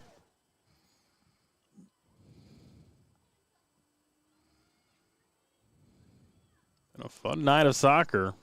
Anytime you're in the playoffs, it's always a lot of fun no matter the sport, but this has been a great evening here at Henry Clay. Appreciate all the hospitality and them having us out here. There we go. And their second corner of the game. There you go. See what we can make happen here. Big, I said 10 minutes in. We're 11 in, so try to get something on the board. Looks like Deuce Snap taking great this ball, corner. great goal. That is There, a I call great ball in. 11 minutes. You called it. Wow. I'll give you credit there. And a First. beautiful header. We were off by a minute or so. I said those first 10 minutes, let's see what we can do. And now momentum changes things a little bit. Now they got a little pep in their step running back. Absolutely. So it's one goal. Believe One that. goal. Now they don't have to press as much. They can play the next 10 minutes. They got 30 minutes. You can get one goal in last 5 minutes of the game if you had to. But getting two is a big one. And that giving you another look at it there. That was a thing of beauty. Great pass in coming off the corner. Annabelle Dewsnap in for Riley Kate Porter, who gets the goal. 52nd minute.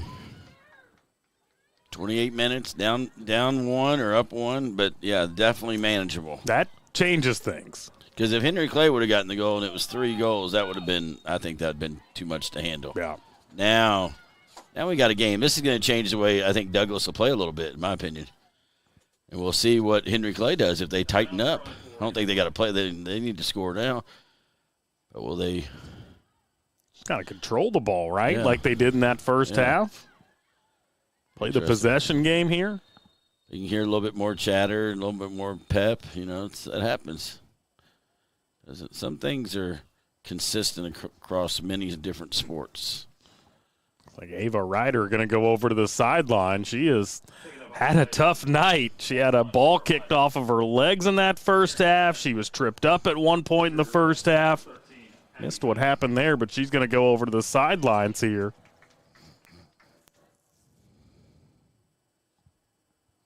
As we've got just over 28 minutes left.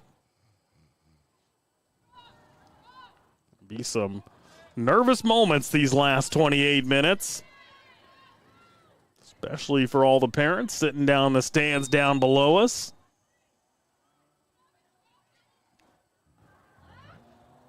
Good ball up that's cleared out of there by Adrian Reed. Tell you what, she's made a big impact defensively tonight for Clay. Here we go. This is close enough, especially at the girls' level. She could be able to put this in and make this dangerous. If she can put this in on somewhere on the 6, it's 35. Well, last time you called for that, it's exactly where it went. So she's 45 from the goal. If she can put it inside at least the 10 yards from inside the penalty spot, that'll be dangerous because the goalie's going to be forced to come out. Let's see what she does here. Big ball. Another good ball. That is another good ball. Still bouncing around. That's what you want. And cleared out of there. Well done there by Clay, but it's going to come back with Douglas. And nearly gets that one to fall in. Oh, I'm so glad that, I hate to say, I'm not against the team, but I hate seeing a mistake like that be a goal. As Addie Fletcher had to work for it, but she does end up getting the stop, and that's going to give Douglas another corner. Here we go. Last one they scored on. I'm sure that she's a little nervous in the goal. Another, not a little deeper this one. And still a really good ball in, and they had another opportunity to go for goal, but couldn't quite get it. That last one was inside the 6 box, so that made it dangerous for the keeper. This one was a little deeper. Not quite as dangerous. There's a different level between the men's and women's games, even though, like as far as where the ball could be played. A little harder for the goalie to come out on that, just based on height. It's not a goal kick taken here. And lands right at the foot of Douglas and then kicked out of play. Interesting. Since that goal, we've been at this end a little bit more. They've been at this end more in 5 minutes than they were probably 20 minutes of the first half. I don't think you're wrong in saying that. We're down to 26 minutes left. Still plenty of time for both of these teams to find the back of the net potentially one, if not two more times. Well, a come from behind win by Henry Clay. Almost did it again. See, now you got it in my head. I wasn't thinking about it. You're wanting to go hunting or something. I know that's a big hunting area. A big comeback by Henry Clay in the boys' game. See if Douglas can get it done here in the girls' game. Oh, nice clear out there. Who was a number of that in the back? That was an excellent header on defense there for Douglas. Now they're going to work it back a little bit more, take their time here. Ball bounces harmlessly, and now it's going to land out of bounds. You're right. Those numbers are hard to see on that green jersey. They are, yeah. Unless they're up close, it's almost impossible.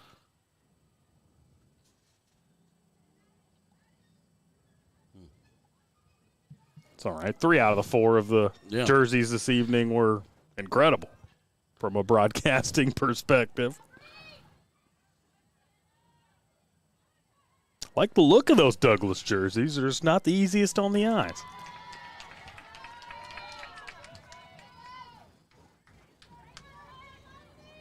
So throw in now for the Broncos, who trail by 1. Got a goal 12 minutes into this second half to get a 2-1 score line. We'll have a play on. Another good ball in, but it's off to the left-hand side. That will result in another Blue Devils goal kick.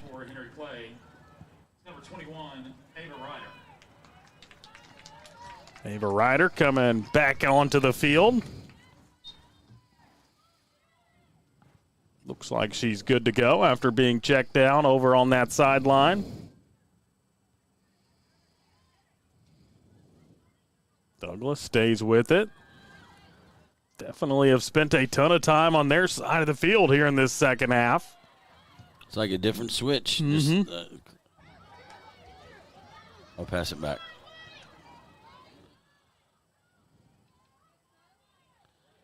Good give and go there, and they'll have a crack at it and scooped down and picked up by Fletcher. She needed that clean save, a little confidence for her. Good kick away. We'll see if Henry Clay can go on the offensive here. Certainly setting up good. Into the middle, nice great ball, yeah. Little combo there. Nice, tight window. Good action there. Dryden comes out to pick it up. Now she'll send it away.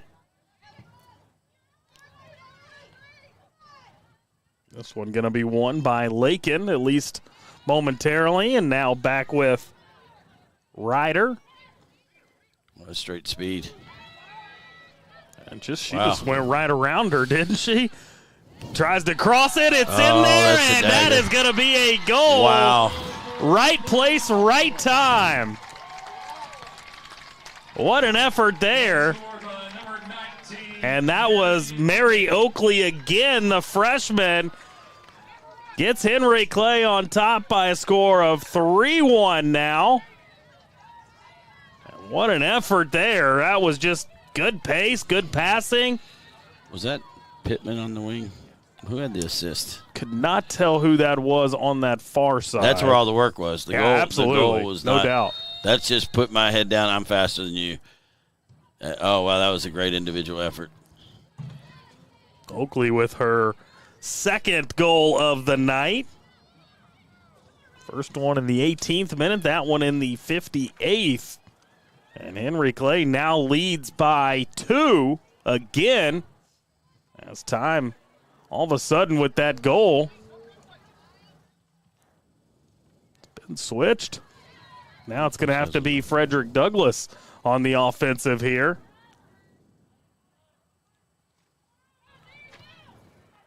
Now this will change things because they're time-wise. You know, I said break it up into 10s. Now they're going to be under the 20-minute mark here shortly. I don't know if that was as much of a team as just an individual effort getting out wide. Yeah. Either way, thing of beauty. I've been really impressed with Mary Oakley here tonight. She's only a freshman, we said, right? Yeah. Imagine the career she's going to string together.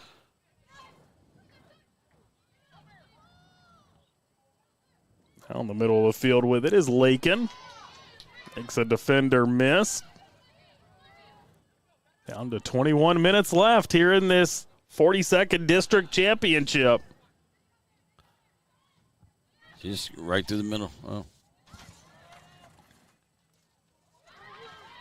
Now potentially another opportunity, another ball in. Oh, and towards the goal, and that barely missed. From this angle, I thought that was in. Wow. I did as well.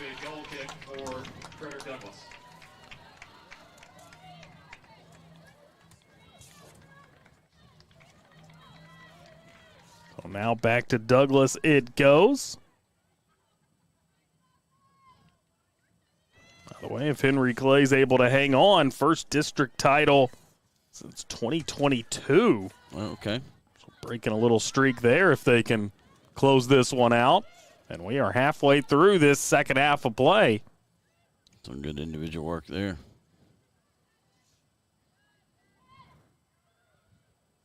Ball bouncing in and going to be scooped up by Clara Dryden.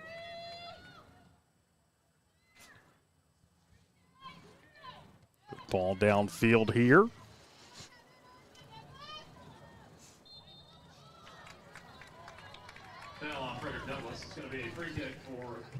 Free kick upcoming now for Henry Clay.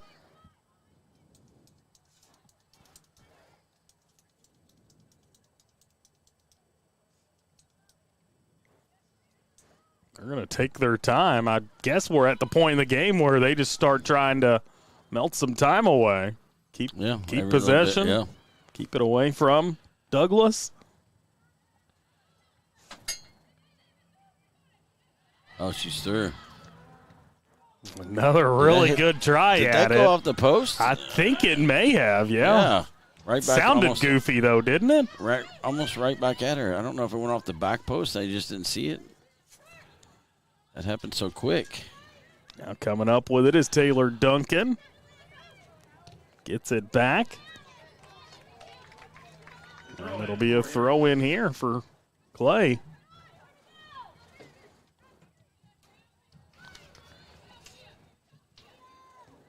Another try at it here that comes up empty.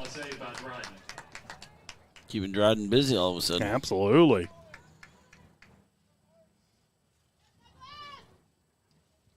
I believe that was Gia Manella firing that one in once again. She's not scared to shoot. Already got a goal to her credit in this game. Smart play by the Henry Clay defender there. She just let the ball roll under her foot for a throw in. Very, very well done, number 6. Duncan, little too long, was looking for Trusty. Oh, there's the infamous offside. She must have been standing offside. Could hear her from up here. She turned around and said, "What?" I really do like that rule. I like the delayed offsides goal.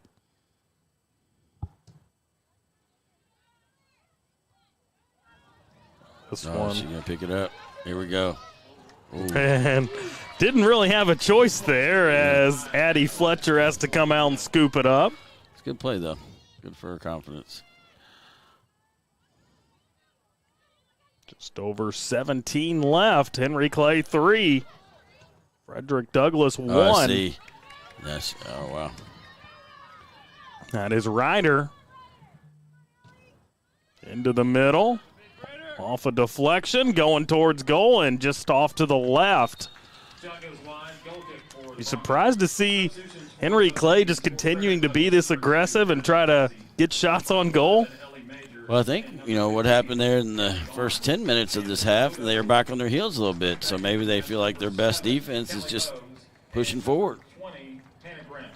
I like it. I like Coach Warren doing that. And at this point, a third goal, getting a 3-goal lead would be a dagger. Yeah, absolutely. Could make the argument that 2 might be. 2 might be. It's going to be tough.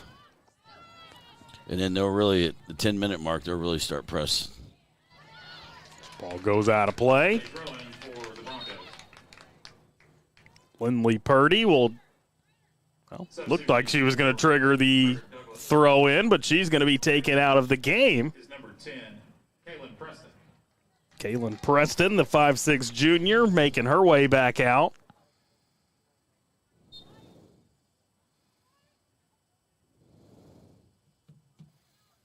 Throw in here, trying to be controlled by L. Steffen. Now into the middle. If they can get a goal quickly here, it is not out of the question. No. Good ball in, but just a little too much heat on that one by Addie O'Farrell. Oh, they don't want to give up a corner. No. That's where they're dangerous. Couldn't quite corral that one, could Addie Fletcher. This will be the 4th corner of the game for Frederick Douglass.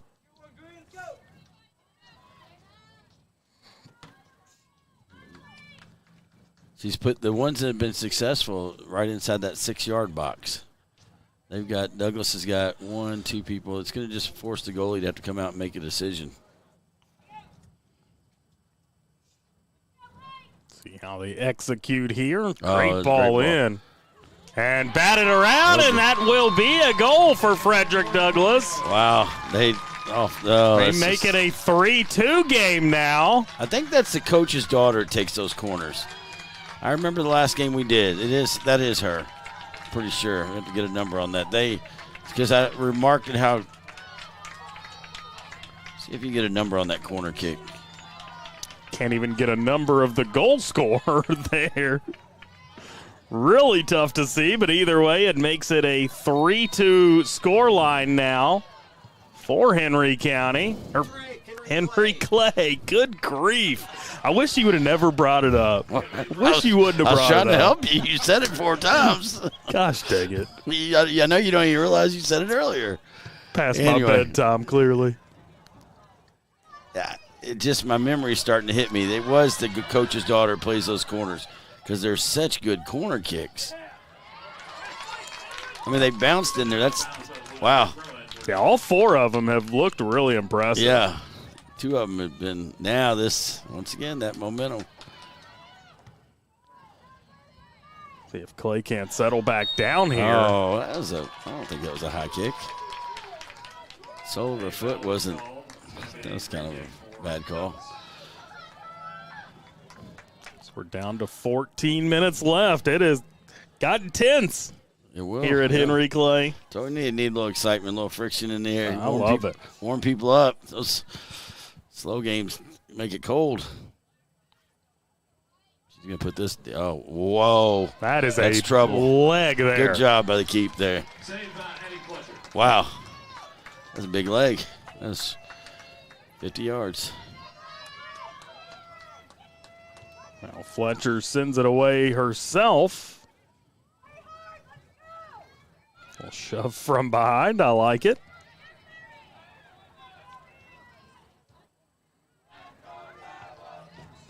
Take their time here. We got the crowd into it. Everybody's trying to figure out a way to stay warm. A couple of students down to our right, making a lot of noise.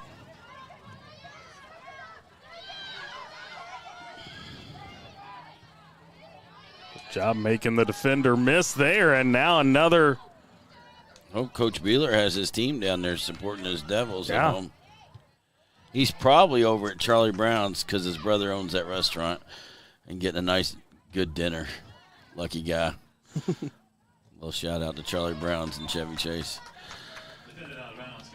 We've been smelling something good all night coming from that concession stand. It doesn't compete with that cheeseburger over there. Down to There 12 and a half.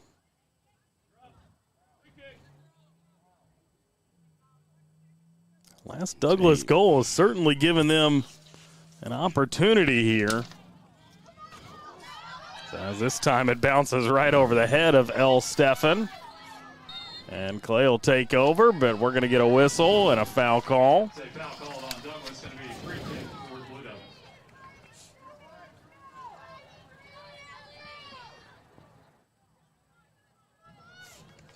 12 minutes remaining. Yeah, that's.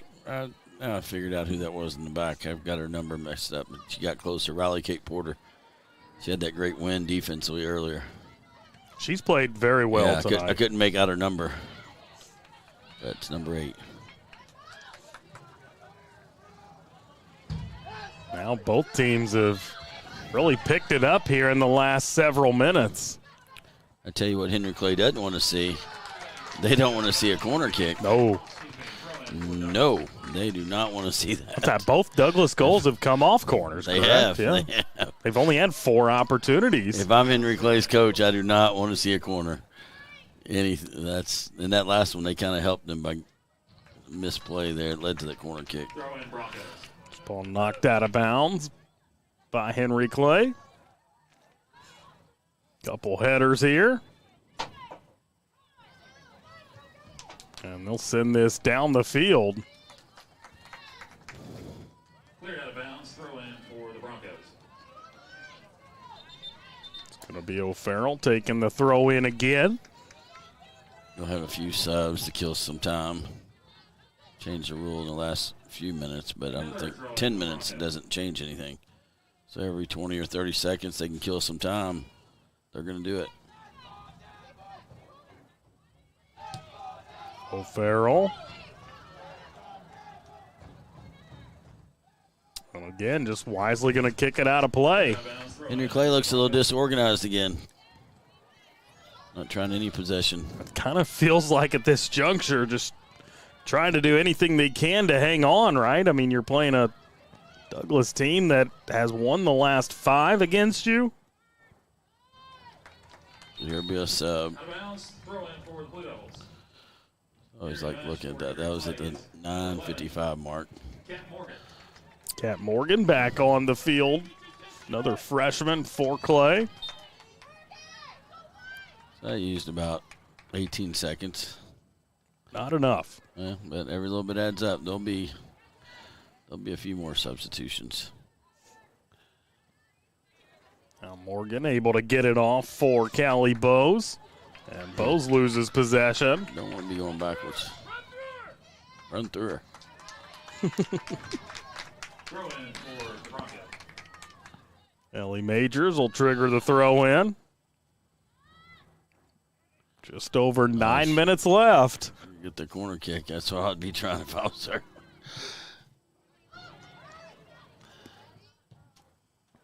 Into the middle, cleared out. And Henry Clay's so packed in all of a sudden.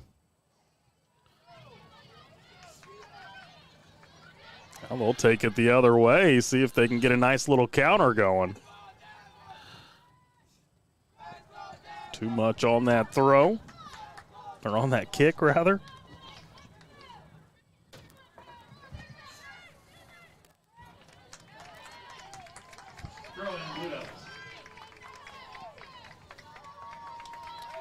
Bose will get this one in play with just around 8.5 minutes left.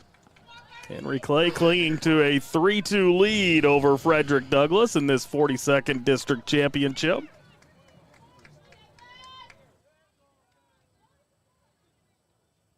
This ball got in play by Taylor Duncan.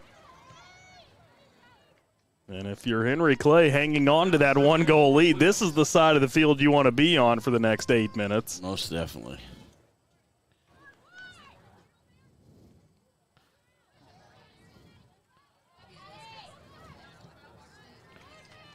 Sure to stay with us at the conclusion of the game as we'll bring you a brief post-game show.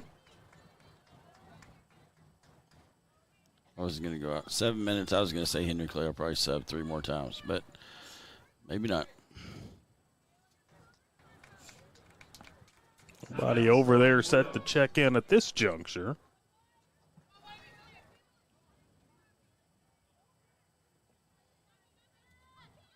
Now Bose with it. Oh, nice service. That is. Too much on it. Douglas able to track it down, and now they're going to try to streak down that left sideline, but kicked out of play.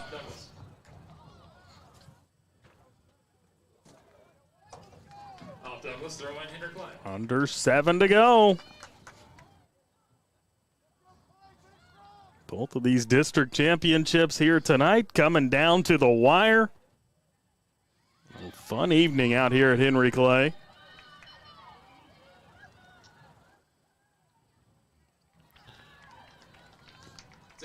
Good play by the Henry Clay defender, letting that ride for a goal kick. Could have been very dangerous if she got that and left that for a corner. We've got just over 6 minutes. No matter who you're a fan of in this game, it's going to be a nervous 6 minutes. Trying to thread the needle there as it's knocked out of play off of the deflection.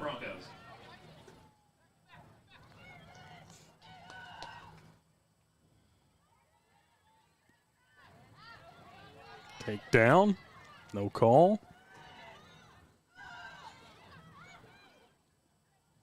The intensity's definitely picked up on both sides here. Good defense there. That could have been a really good opportunity. We're going to kick it way downfield. Good decision there by Callie Bose. Well, takedown. Hard takedown. Oh, and the other way. Football's not until tomorrow night, ladies. I don't know who you could call it on. They kind of like intertwisted their legs. I don't know who hit who first. And guess who's involved in it? Miss Ava Ryder, who's been involved in a number of those tonight. See, if I was Henry Clay, I'd just play it short right now. She got marked up. Yeah, she just used some time, too. Smart. Coach Warren, that's, every little 10 seconds helps. Under 5 to play. There is 2 substitutions over there waiting to check in for the Blue Devils. Looks like Douglas got one over there as well. Get that deep enough. Middle of the field.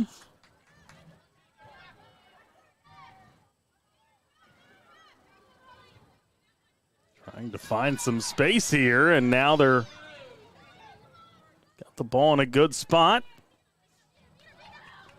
Stefan is going to kick it out of play. That's my first substitution, even though 2 are coming in. I said 3. There'll be another one. Lindley Purdy back on the field for Frederick Douglass. Who went out there? 7 and 8, maybe? Yes. All right, just checking. Just FYI. Coming on, it was Lucia Trusty. Didn't see who the second one was. Just over 4 to play. See which one of these teams is going to take home a 42nd district championship. Big switch. She's wide open. Now down the left side with it. That is Mary Oakley. Already 2 goals to her credit. Gets this one into the box, and a great opportunity there. But kicked it right at the goalkeeper. She had a little time. She could have brought that down. It made the goal scoring opportunity a little easier. Dryden's been active here in this second half. Oh, she's third. And another through ball. Keeper. Oh, good play by the keep. Good anticipation. Trusty just not enough speed there to get to that one. Just over 3 minutes left.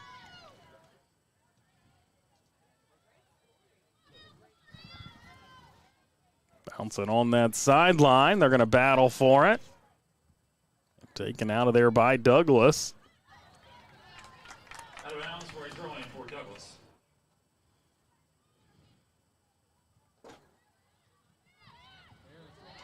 Taken away here. Could be a good opportunity, but she can't keep it at her foot. Clear down. Throw-in Douglas. Under 3. Henry Clay just needs a couple more pushes up. 150 seconds left.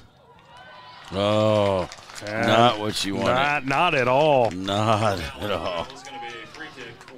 This wall, I don't even know really why they're putting up much of a wall. It's just going to go clear over the wall. They have had a couple really good balls in from basically this exact spot on the field already. This is trouble. Stick with it. 2 minutes and a half. Down to 2 minutes. Free kick in and well over the goal. Wow. Haven't seen that yet tonight. No. He's not in this game. So we're down to 1:40.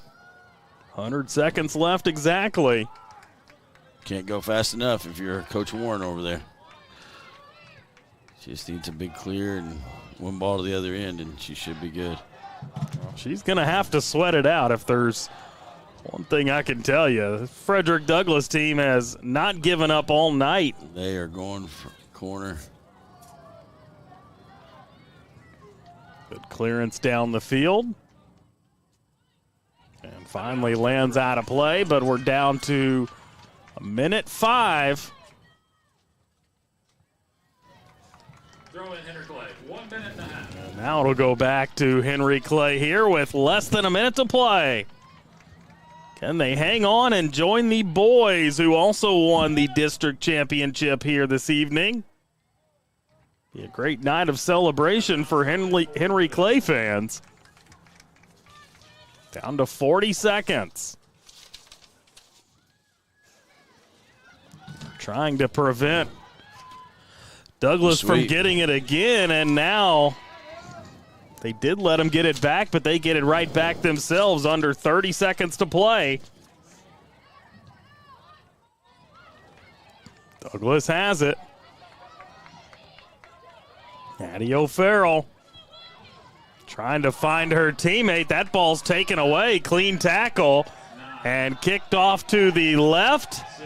Down to 5 seconds. They've got to get down there in a hurry. They cannot. One final kick, and that'll do it for the 42nd District Championship on the girls' side of things.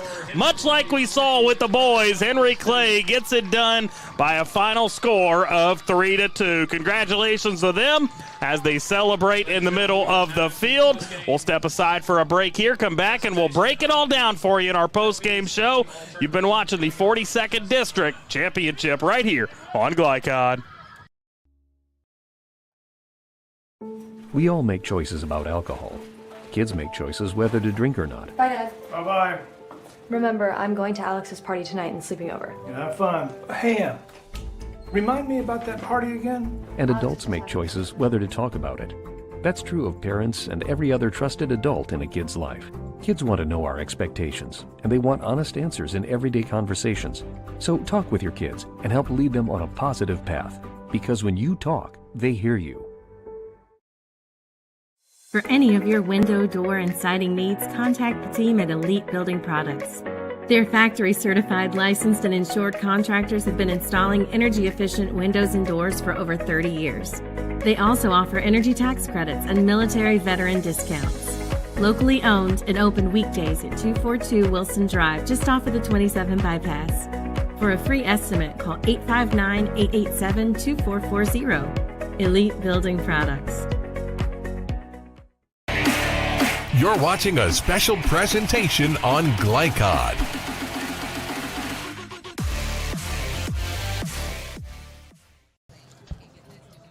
Back here, Henry Clay, one final time here this evening after a fun night of 42nd District Championship action. It's a clean sweep for Henry County. They get it done in the Henry Clay. I was just talking to Chris LeBar about how I'm so mad at myself for doing that all night, and then I do it here. Henry Clay, a sweep for them, 2-1 in the boys' game, 3-2 here in the girls' game.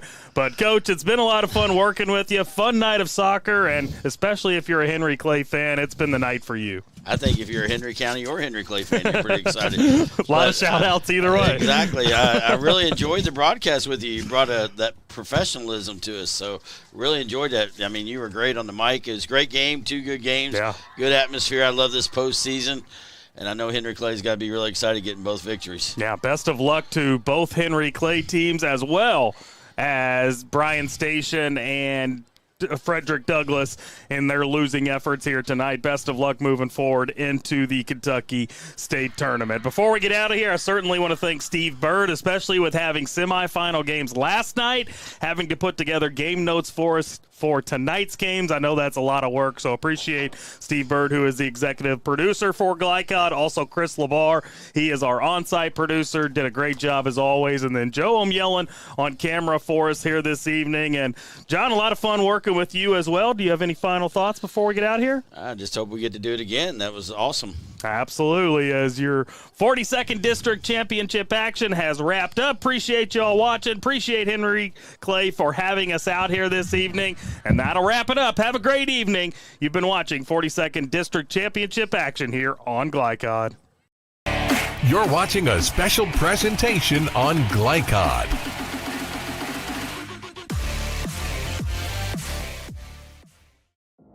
Visit Glycod.com and follow us on social media for information about upcoming broadcasts and other high school sports content. Thank you for watching this live sports presentation on Glycod.